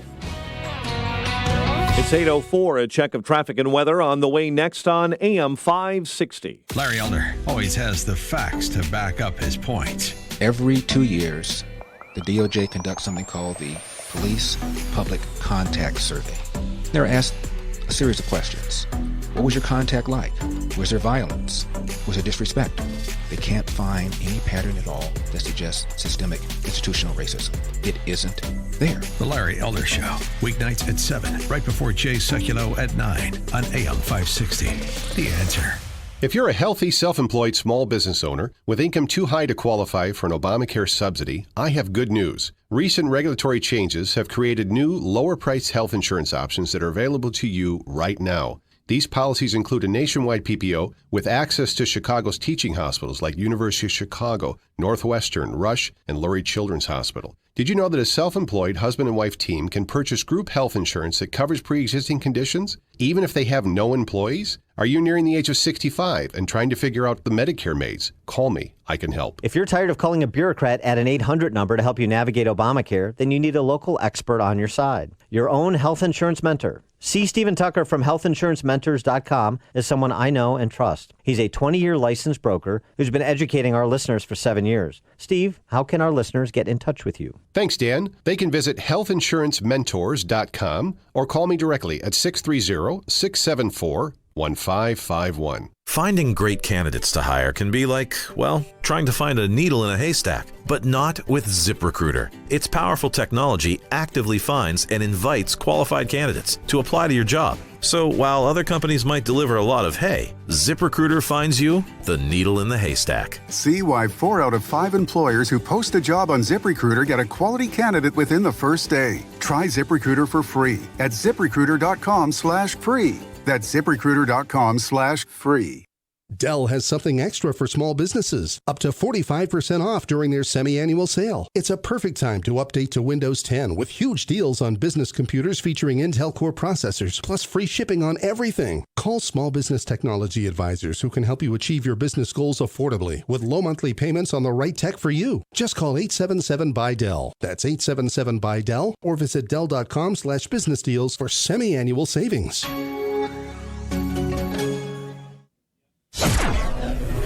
8:07 on AM 560. It's time for a dry basement and a healthy home. Time to call perma-seal 800-421-SEAL.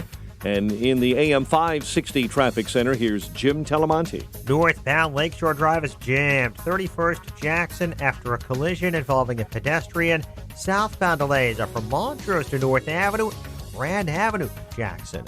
Edens is 29 minutes. Lake Hook to Montrose Kennedy. 50 minutes O'Hare to downtown quicker than the Express. Eisenhower, an hour and 11 minutes, 390 to downtown. 52 minutes from Van Hon. Stevenson, an hour and 19 minutes, 355 to Lakeshore Drive. Ryan, 25 minutes, 95th to downtown. I-57, 37 minutes, I-80 to Merge, Bishopport, 27. Northbound Tri-State is heavy. Cicero to 115th and Ridgeland with a crash. Southwest Highway to the Hinsdale Oasis and from the Reagan Tollway to Lawrence. That's traffic. I'm Jim Telemonte on AM 560 The Answer. Chicago's Morning Answer continues next. Your official Chicagoland weather forecast. From the 1 Hour Heating and Air Conditioning Weather Center, our meteorologist Steve Williams. Some areas of fog this morning, otherwise clouds give way to some sun today. High 78. It'll be cloudy and mild tonight. Low 63. Clouds and sun tomorrow and Thursday. The high tomorrow 82. Thursday's high 84. I'm Steve Williams on AM 560. The Answer. 66 at O'Hare. Next news 8:30. Chicago's Morning Answer with Dan and Amy continues next on AM 560. The Answer. Build business with Chamber 630, one of the largest business organizations in DuPage County. Marketing your business and connecting clients is their priority. Visit chamber630.com or call 630-968-4050 to join today. This is Chicago's Morning Answer with Dan Proft and Amy Jacobson on AM 560. The Answer.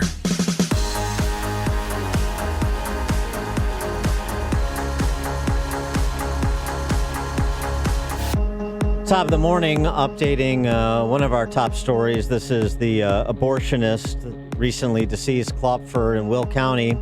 The more than 2,200 fetal remains that were found in his home. And Amy, you talked to his widow's attorney and have some new information for us. Yeah, I just got off the phone with attorney Kevin Bolger, who describes a pretty horrifying sight. He said that the two daughters were cleaning out the house. They said that their late father was a hoarder, and they opened up a cardboard box, and in it was a hermetically sealed bag, and inside the bag were fetuses. And these cardboard boxes were all over the house.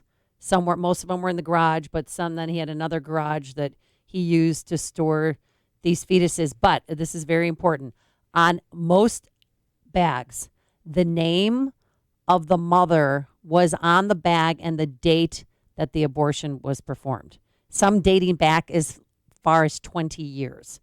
And I asked, why did he do it? Was it a cost-saving measure? And he said, we have no idea.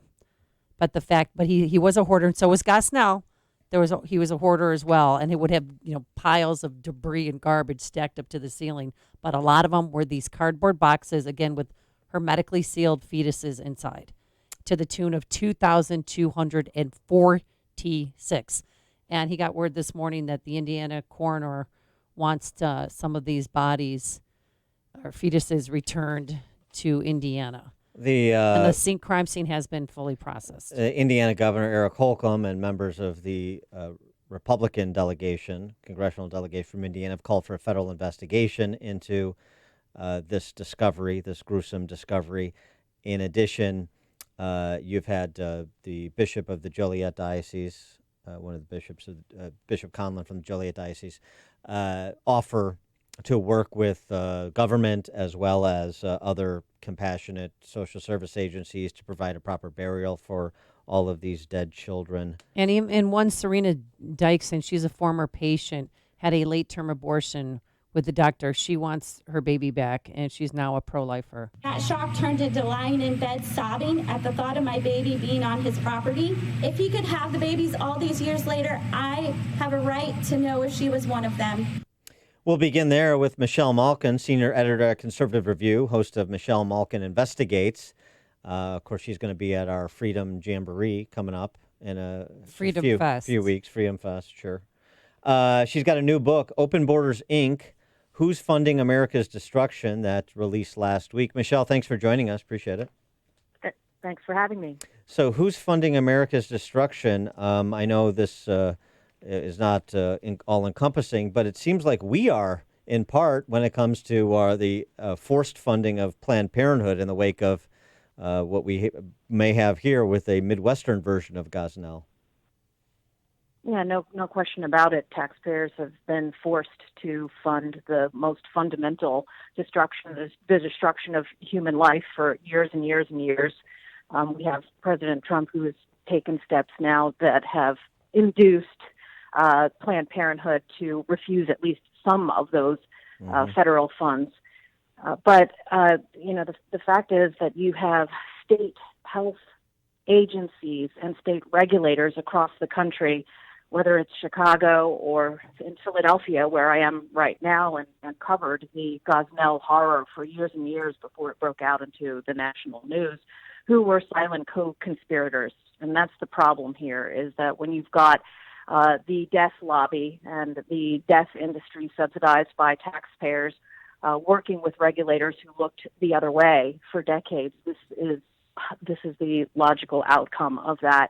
And if people are deluded into thinking that this is the exception rather than the rule, one of the things that should have been learned after Gosnell is that there were many so-called doctors like this, Dr. Deaths, who've been operating undercover, and I fear for what we may discover on down the line like this. Well, when you hear about this story outside of Chicago and Crete, Illinois, I mean, it sounds exactly like what Dr. Gosnell did, doesn't it? Yes, it does. And why should we be shocked that doctors who are supposed to abide by the Hippocratic oath of doing no harm and then turn around murder innocent unborn lives end up being ghouls like this who, in the case of Gosnell, had trophy cases of unborn babies' feet. Again, I mean, I think the question is how many other Dr. Gosnells and ones like this. I covered Andrew Rutland in Southern California and another Dr. Stephen Bingham in Maryland, who were immediately investigated after the Gosnell case broke out into the public, and then it just sort of seems to disappear. In part, we're funding America's destruction, too, by the companies we patronize, aren't we? I'm referencing your book, Open Borders, Inc., who's funding America's destruction. The corporate America. Yes. If we're going to segue to immigration and open borders, I think it is an eye-opener in the book that many of these corporations, which ironically enough are being picketed by the social justice warrior groups funded by George Soros, are themselves filled with open borders ideologues. And you have Microsoft, which was picketed by some of these groups in Manhattan, which internally has thousands of employees demanding that their supervisors cut off any kind of IT contracts working with the Department of Homeland Security and Immigration and Customs Enforcement. So the demonization of ICE, the Abolish ICE movement, is coming from within corporate America and outside it with these agitators who are now inciting violence across the country against ICE. It was a remarkable statement that Ilhan Omar made over the, video that surfaced that she had made a little more than a month ago, but she was asked about it on Face the Nation this weekend. It was after her visit to Ghana, along with Nancy Pelosi, where they visited apparently dungeons where the slave trade took place 400 years ago. And she compared the dungeons in Ghana used in the slave trade 400 years ago to the situation at the border with our family separation policy. Of course, she meant no offense to Customs and Border Patrol agents. She was just making a comparison that they're doing the same things that slave traders did 400 years ago in Africa. Yeah, no offense intended, I'm sure. Right. There are several chapters in the book that deal with the true causes of these illegal alien caravans that are laying siege to our southern border, and who's truly responsible for inducing these illegal alien parents to pay coyotes to bring children and drag them across the desert with complete strangers, many of whom are abusing these children along the way, or dragooning young girls and teenagers into human trafficking rings. It is the pull factors, the magnets that are supported by the people who pose as the most compassionate people on the planet, when they're the ones that are imposing such misery, not only on the people who are participating in these global smuggling rings, but also all of the rest of us who have to bear the consequences of uncontrolled immigration anarchy. And unfortunately, that includes many religious nonprofits that enjoy a great reputation as the world's saviors of the poor and oppressed. And particularly in the Chicago area, I know you have many informed listeners who are quite aware of the radicalization of the Catholic Church by Saul Alinsky, the Industrial Areas Foundation. I connect all the dots. With the money there, basically the social justice organizing arm of the Catholic Church, which has helped stand up an entire illegal alien shelter network, which again incentivizes people to do incredibly dangerous things when They could be staying in their home countries and holding their own governments accountable, I don't know, for spending and wasting away all of the billions of dollars of foreign aid that we pour into them. And it's not just Central Americans. I mean, there's a large contingency of Haitians who even got into a physical altercation with Mexican military on their southern border, and people from Africa and India too. Well, I've been reporting on that exact phenomenon since the September 11th terror attacks, because the entire world knows that if you can manufacture a fake story of asylum or manufacture a fake family, that once you touch foot on American soil, immediately surrender at a border patrol sector, and you will be caught and released. And fortunately, we have the Trump administration, better late than never, finally addressing that revolving door and trying to shut off those magnets. But the other problem, too, is that it's not just the southern border. I've been covering problems on the northern border since 2002. And the book talks about the refugee resettlement racket, where people are waltzing in through the front door. And many of these religious organizations that have lucrative government contracts to the tune of billions of dollars over the last 20, 25 years are cooperating with the United Nations, many transnational organizations that explicitly are trying to undermine American sovereignty.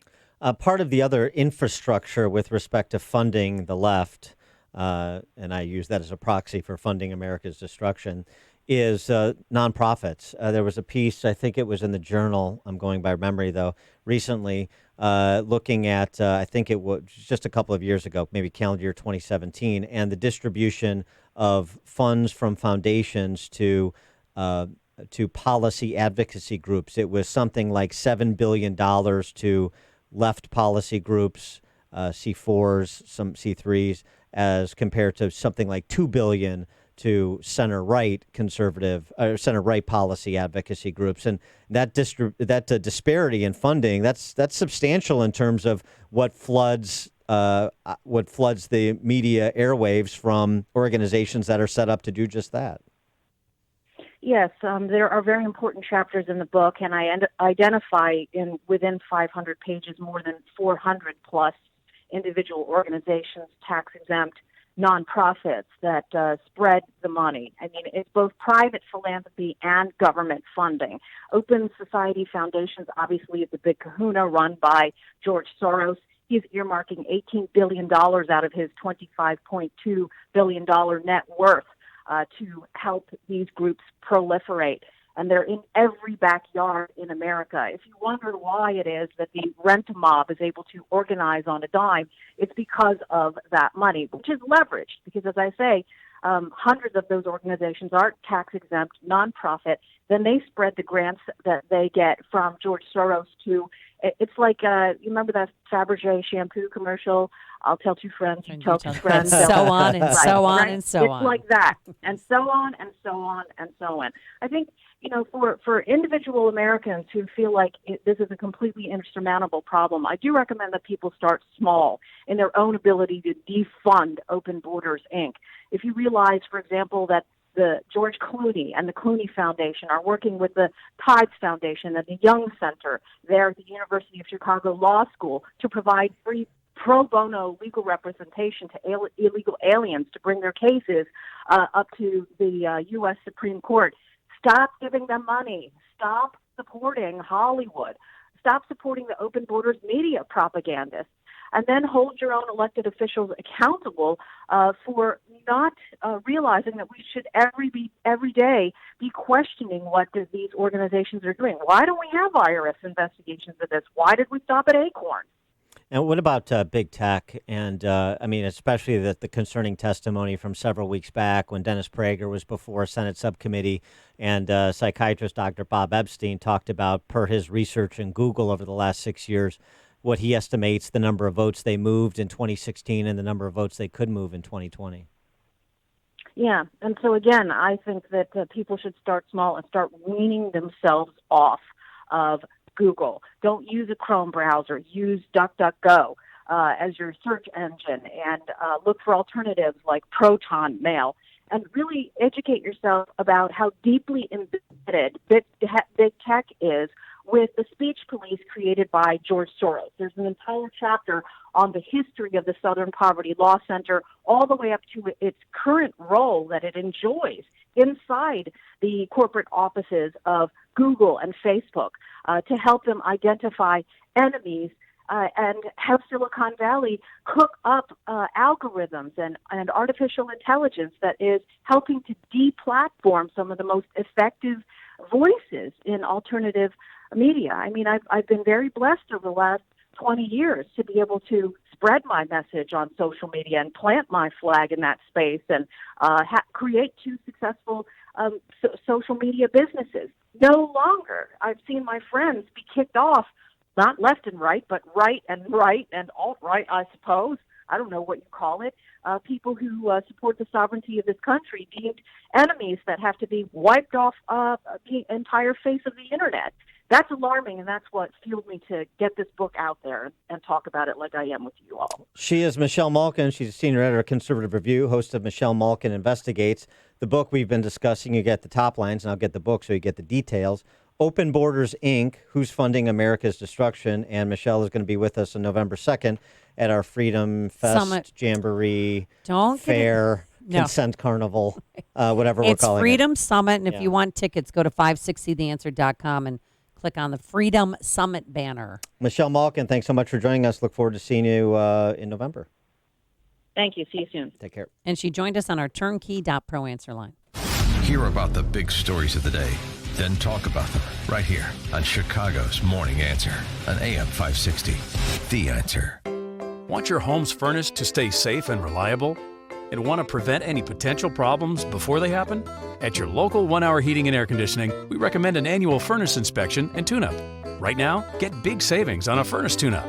Call 855-1-HOUR. Because not taking care of your furnace, that's just cold. Your comfort is just a call away. Call 1 Hour. Terms and conditions may apply. Call for details. Independently owned and operated. Licensed in the respective state or county. Picture your son after his first year of college. What kind of man do you hope to see? A noble young man who commits to do the right thing simply because it's the right thing? Northridge Prep builds that kind of man at an open house on Sunday, October 20th. See what makes Northridge Prep the number 1 all-boys and number 4 best Catholic school in Illinois, according to niche.com. My friends who send their sons to Northridge Prep rave about it as well. They say it challenges their sons, both academically and as men of character. It's a good place to be a boy. Northridge Prep is an independent boys' school for grades 6 through 12. Their all-AP and honors curriculum produces men who think for themselves. Graduates attend the best universities, including the Ivy League. All the teachers are role models. Nearly half attended a top 20 university. So don't miss Northridge Prep's open house, Sunday, October 20th. Register online at northridgeprep.org. That's northridgeprep.org. Cheetah Digital Incorporated seeks a full-time senior innovation engineer in Chicago, Illinois, to develop and support .NET applications and RESTful web services in Java and Spring on Kubernetes by writing efficient, maintainable code to meet requirements and adhere to security standards. Contact Kelsey Baker, Global HR Administrator, Cheetah Digital Incorporated, 20 North Meridian Street, Suite 200, Indianapolis, Indiana, 46204. Balance of Nature, changing the world one life at a time. I really haven't been sick. People in my house come down with whatever's going around, but it passes me by, and I just take a couple of more, just in case. But I really haven't been sick since I started taking them, And my energy level is a lot better. I'm walking around, and I can do 5 miles a day. Oh, I'll tell you, I'm a firm believer in it. Don't mess with success. Experience the Balance of Nature difference for yourself. Receive 25% off your first preferred purchase of Balance of Nature. Plus, get a set of convenient travel bottles containing a free additional week's supply of Balance of Nature's fruits and veggies. With these discounts, you will still receive free shipping on every order. Call 800-2468-751 or go to balanceofnature.com and use discount code CHICAGO. I want to honor the selfless service of true heroes. Firefighters, EMS, law enforcement, military, healthcare professionals, and teachers by giving back.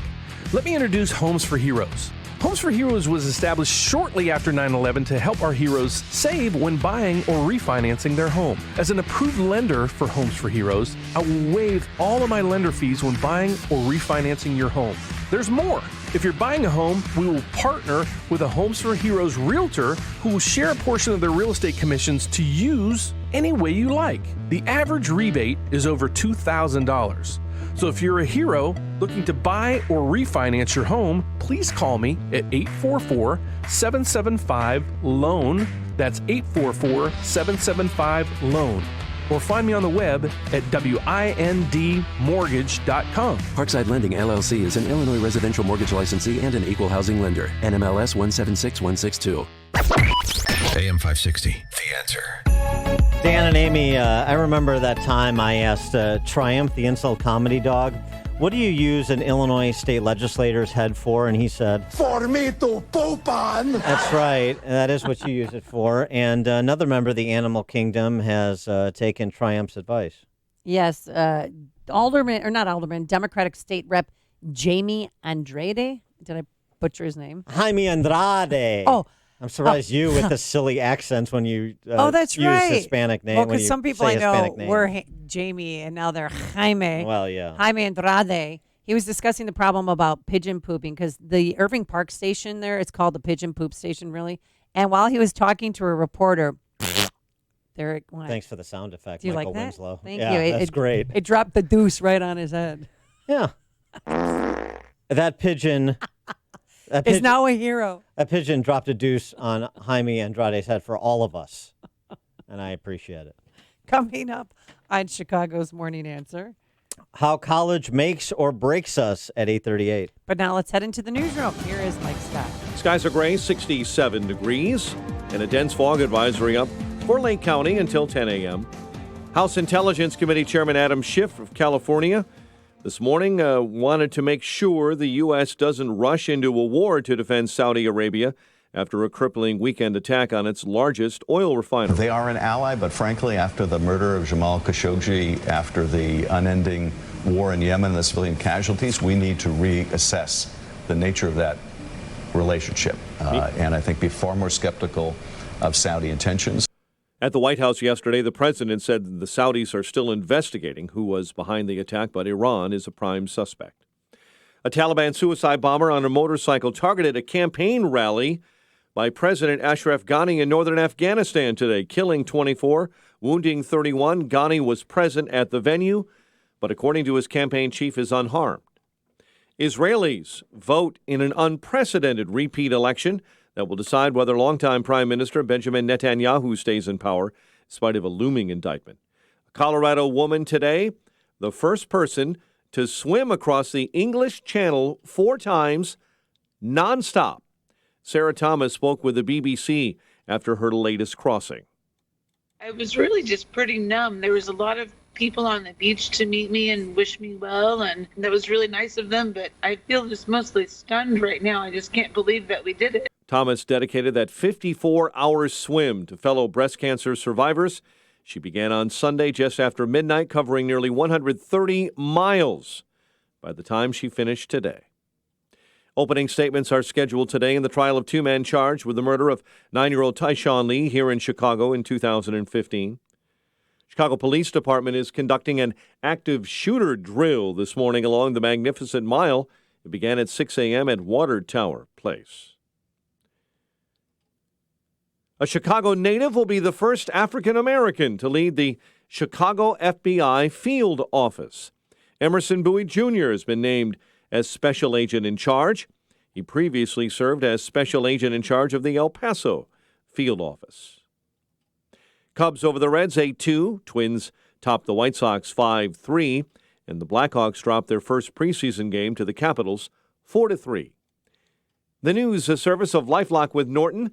No one wants to wake up to find that they're the victim of identity theft or malware is compromising their smartphone. LifeLock with Norton now includes protection for your identity and devices. Limited time offer.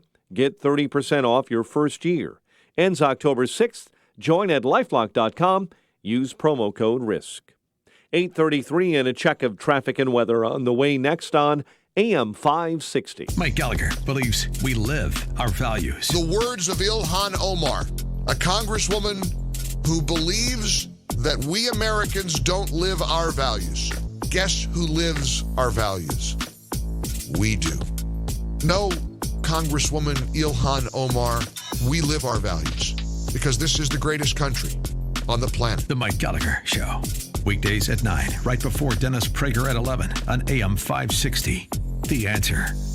Where has the year gone? It seems like the holidays sneak up so fast. As you probably know, most retailers do their shopping in the first quarter of the year. However, Fox Valley Coins is gearing up now for the busiest season of the year. Fox Valley Coins wants to buy now before Christmas. Fox Valley Coins is one of the largest coin dealers in the entire Midwest. And with the current price of precious metals, rare coins, and currency, business has been crazy. They buy and sell all major forms of gold, silver, platinum, and palladium, and specialize in rare and collector coins and currency. For larger collections, they'll even make house calls to your home or bank from now through October. Fox Valley Coins is on Route 59, just 1 block north of I-88, at the Naperville-Warrenville border. Online at foxvalleycoins.com. Sure, they'll buy after Christmas, but they're stocking their shelves now. Take advantage. Fox Valley Coins. Online at foxvalleycoins.com.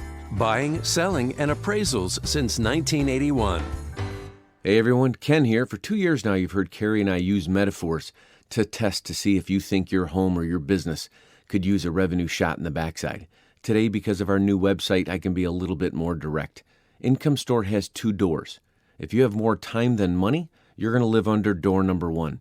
You're going to see over 400 digital assets, 5 to 20 minutes apiece, that'll teach you how to manage numbers and lead people, or show you 6 growth tips you've never heard of.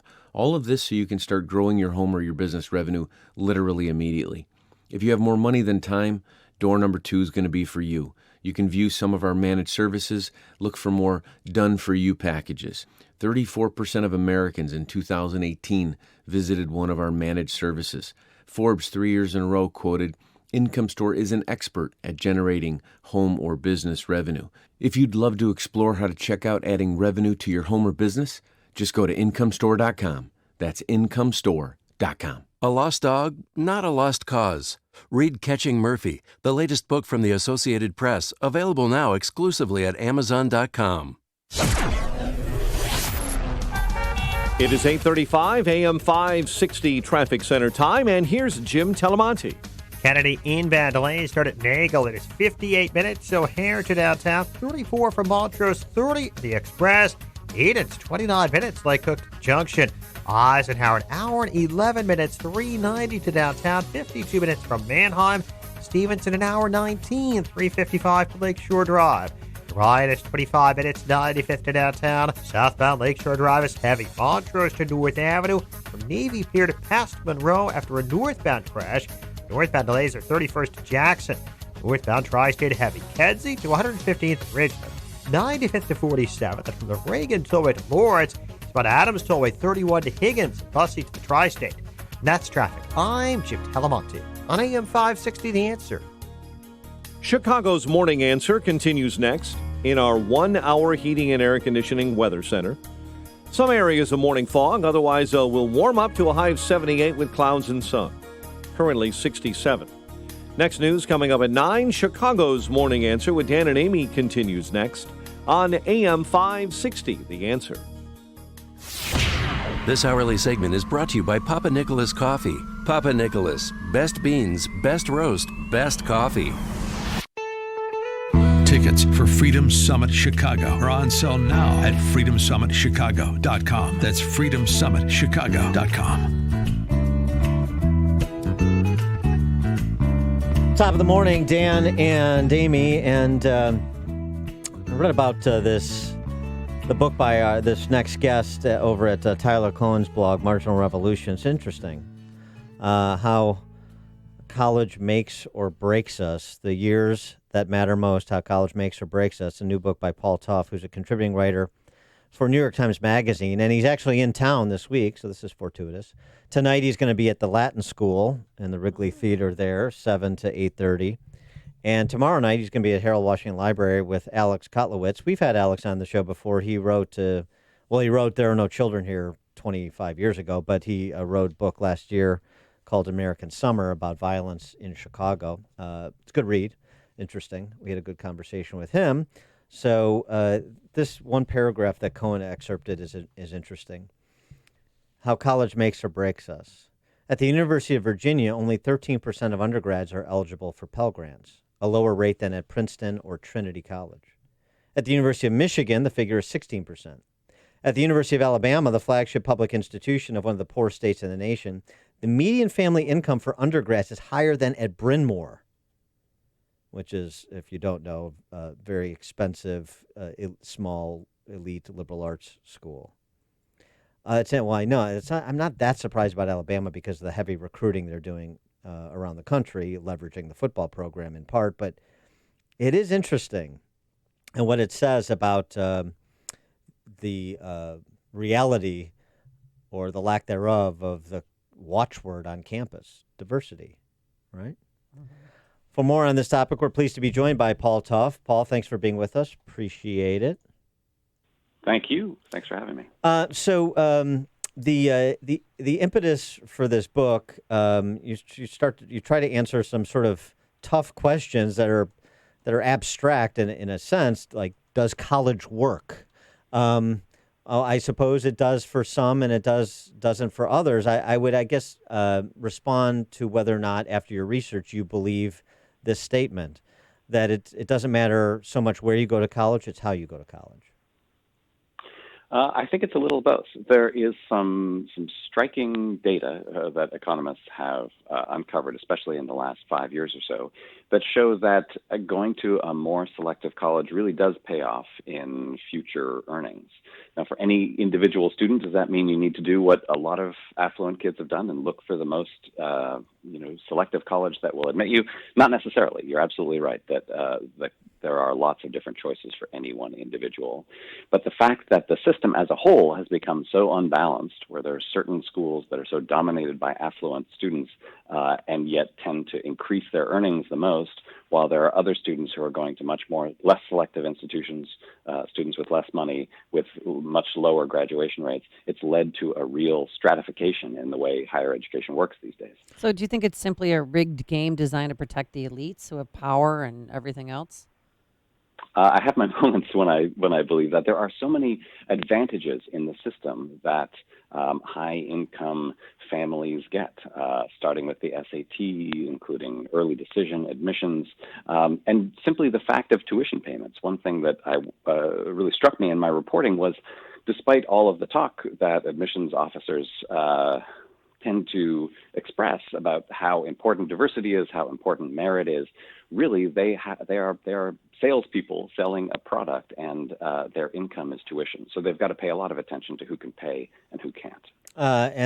Right. So this was the issue. There was an op-ed, I think it was in the Journal last week, calling for the abolition of legacy admissions, in part after the admissions scandals involving high-profile people.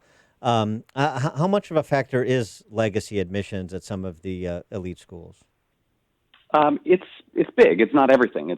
There are a lot of other factors at play, but there's no question that legacy admissions, meaning the children of alumni, get an advantage in admissions, and that means that those are, especially at selective colleges, those are almost always young people who already have lots of advantages. So it's one more way that the playing field is tilted.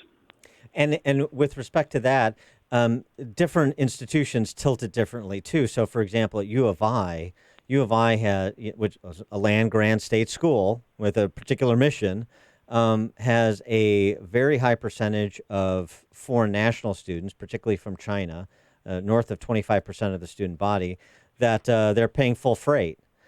So they're also looking at diversity, but diversity that's paying full freight. Yeah, I mean, I think we put a lot of pressure on these institutions because we do, on the one hand, demand a certain amount of diversity and meritocracy from them. But we also, in many cases, especially with public institutions, don't give them as much money to function as we used to. Just over the past couple of decades, we've cut per student funding for public higher education by about 16% per student. And that's at a time when all of the signs in the economy and the labor market are that we need more and better educated young people. So when you do that to those institutions, they sort of scramble for ways to bring in money, and often they do. They come up with strategies like the one you're describing at U of I, like what the University of Alabama is doing, educating rich kids from around the country instead of ambitious young people from Alabama. That means that they have to, in many ways, betray their real mission. And I don't know if you heard what's going on also in Illinois is that rich parents are giving up custody of their children to live with poorer aunts or uncles or cousins in order to get a break on tuition. I did hear that. Yeah, that was a remarkable article, and I think it's just another way that when parents feel like this is already some kind of rigged game, even if they recognize that in a certain way it's rigged in their favor, they feel like there are no rules. It's just a zero-sum game, winner take all. Do what you can to get ahead. That's not how we used to think about higher education, and I don't think it's how we should now. And so tell me what the reaction would be from college admissions offices to this proposal. Let's do it like we do tryouts for the Chicago Symphony Orchestra here, and probably in other cities as well, but I know the CSO, which is you come try out to be a cellist or a violinist, you're behind a screen, and all of those making the decisions can hear is the music. And why couldn't we do that with college admissions? You're randomly assigned a number. You've got the full academic record of the prospect, and college admissions officers are making decisions based on the evidence in the file and no other consideration. I think there are certain things about that plan that makes a lot of sense. The problem is finding the right metric, the right sort of academic record, and the way that a lot of institutions, when they do try to be blind to everything else that's going on in the student's life, they tend to favor SAT and ACT scores as the one sort of objective measure of a student's ability. And the reality is that those scores are highly correlated with family income. I spent a lot of time in my reporting with this very high-paid SAT tutor in the suburbs of Washington, D.C.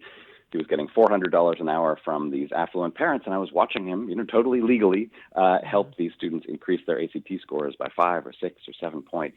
So if that is the objective measure that these behind-the-screen admissions officers were using, it would already be skewed. Although you have more and more colleges discarding an SAT, ACT requirement to apply.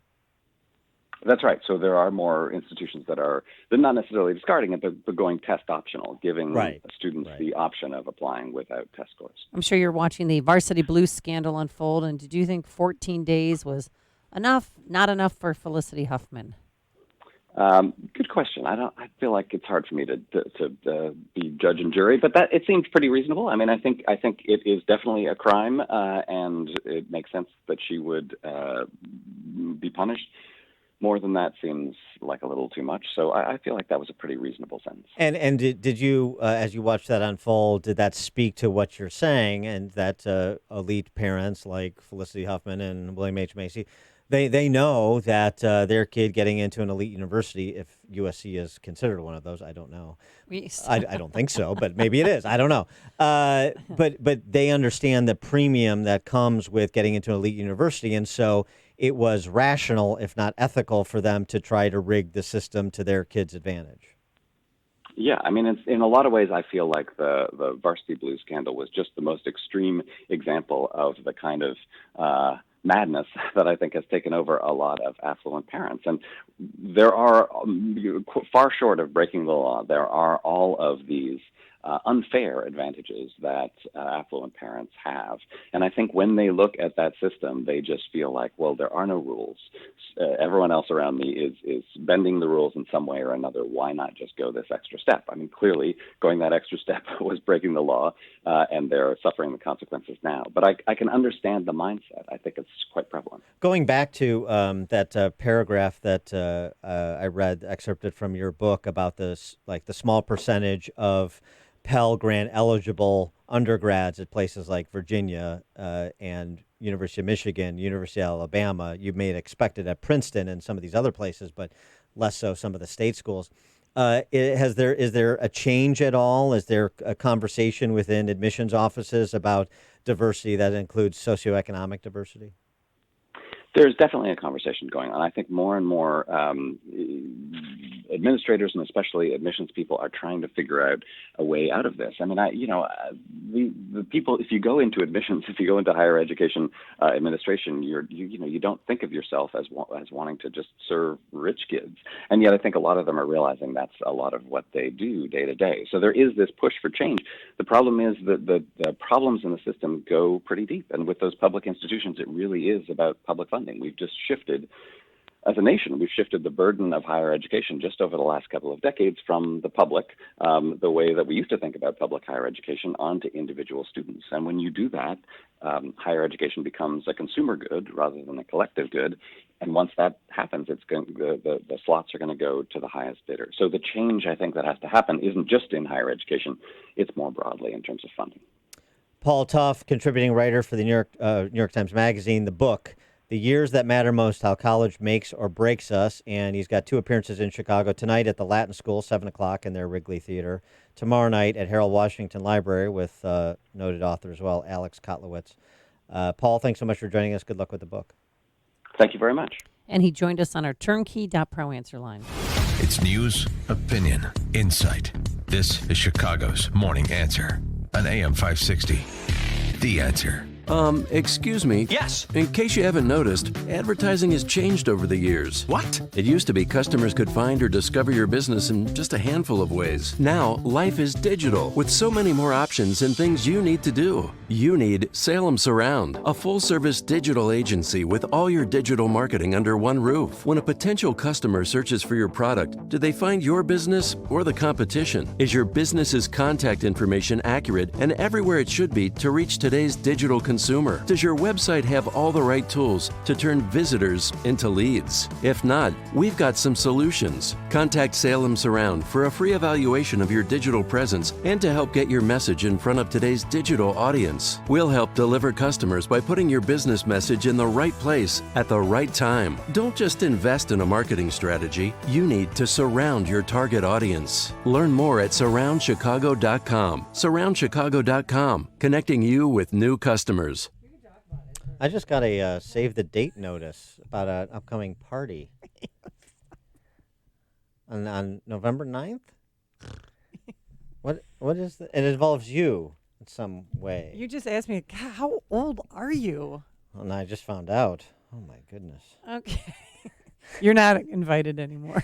Fellas, it's time to talk sleep apnea. Yep, if you've been feeling tired and grumpy, it could be undiagnosed sleep apnea. Millions of men suffer from this serious health condition that occurs when your breathing pauses for seconds or minutes during deep sleep, disrupting the resting process.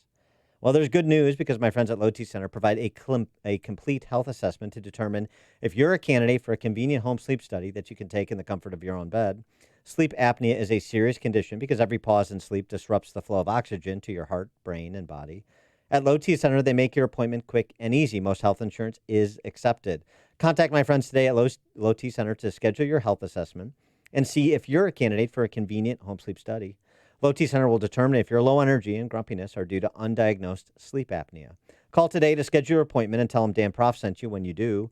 630-451-9352 is the number. That number again, 630-451-9352. Again, call 630-451-9352. 9352, or you can schedule an appointment online by visiting lowtcenter.com. That website, lowtcenter.com. Low T Center, reinventing men's healthcare. Balance of nature, changing the world one life at a time. I really haven't been sick. People in my house come down with whatever's going around, but it passes me by, and I just take a couple of more, just in case. But I really haven't been sick since I started taking them, And my energy level is a lot better. I'm walking around, and I can do 5 miles a day. Oh, I'll tell you, I'm a firm believer in it. Don't mess with success. Experience the balance of nature difference for yourself. Receive 25% off your first preferred purchase of Balance of Nature. Plus, get a set of convenient travel bottles containing a free additional week's supply of Balance of Nature's fruits and veggies. With these discounts, you will still receive free shipping on every order. Call 800-2468-751 or go to balanceofnature.com and use discount code CHICAGO. Hey, if you're one of 34 million baby boomers born between 1946 and 1964 and either want to purchase a new home or refinance your existing home, then you need to listen closely to this important information from Team Hochberg. According to CNBC, retirees will average 14 grand a year from Social Security, and 45% of baby boomers have nothing saved for retirement. Did you hear me? 45% of baby boomers have nothing saved for retirement. You heard me. 45% of over 15 million baby boomers have nothing saved for retirement, which is very scary. So Team Hochberg will help you save for the retirement by paying off your debt with a cash out refinance or using a reverse mortgage loan to defer your mortgage payment while unlocking your home's equity. To learn more about both of these outstanding financial options, call Team Hochberg, your trusted local lender, who'll always look out for your financial best interests. Call him now, 855-56-DAVID, or visit 56david.com. Team Hochberg helped me and thousands of AM 560 listeners, but they can't help you if you don't call. 855-56-DAVID or visit 56david.com. Homeside Financial, Equal Housing Lender, NMLS 1124061. Nothing speaks louder about an auto dealer than a happy customer. And at Joe Cotton Ford, they have many. It's like my family. I never go anywhere else than Joe Cotton Ford. If I have to buy a car, I always go first Joe Cotton Ford. And they have best service ever, and the best price, and the best models. My overall experience is great. It's easy to buy, it's easy to go through service, and overall, it's just a great experience. More reasons why folks keep coming back to Joe Cotton Ford. It's Truck Month at Joe Cotton Ford. Get a great deal on an F-150, the best-selling truck for 42 straight years. Joe Cotton Ford has over 40 F-150s to choose from, with up to $15,000 off XLT crew cabs. All built Ford proud, built Ford tough. All incentives applied. Stock number T9205. Celebrate Truck Month at Joe Cotton Ford, Gary and North Avenue in Carroll Stream, or at joecottonford.com. joecottonford.com. Hi, this is Amy Jacobson, and I've got a quick, cost-effective way to protect and grow the value of your home this summer. Call the professionals at CertaPro Painters for interior and exterior painting. They painted the first floor of my home last year, and every time someone walks in, they always say, gosh, your house looks so much bigger. That's because one of their color specialists helped me pick out the perfect color. So boost your curb appeal this summer with a fresh coat of paint while protecting it from the heat, storms, and insects. Be proud to show off your house to your friends and neighbors. Their summer calendar has a few spots available, so secure yours now. Don't put it off. Time to hire CertaPro Painters, your residential and commercial painting experts.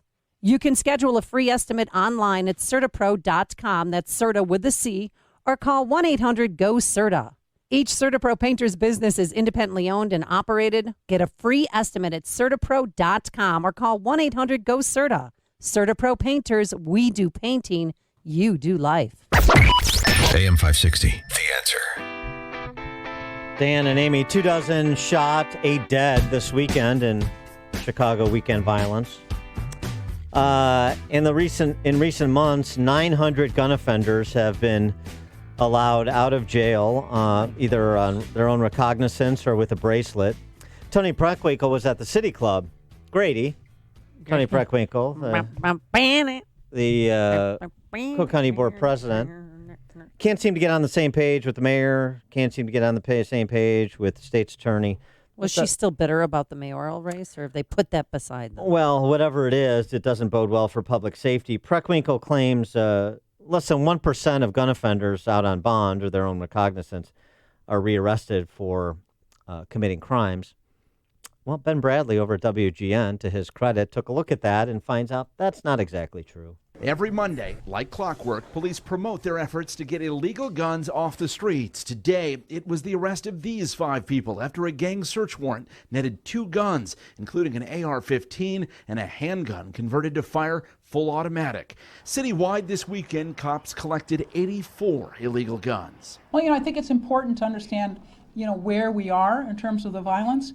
Cook County Board President Tony Preckwinkle is defending a bail reform program that police say allows too many people arrested with guns to get out of jail in a matter of hours or days. 99+% of the people who are out on electronic monitoring or their own recognizance are not rearrested for a violent offense. It's more than 99%, so less than 1% of the people who are released on their own recognizance or electronic monitoring are picked up for a new violent offense.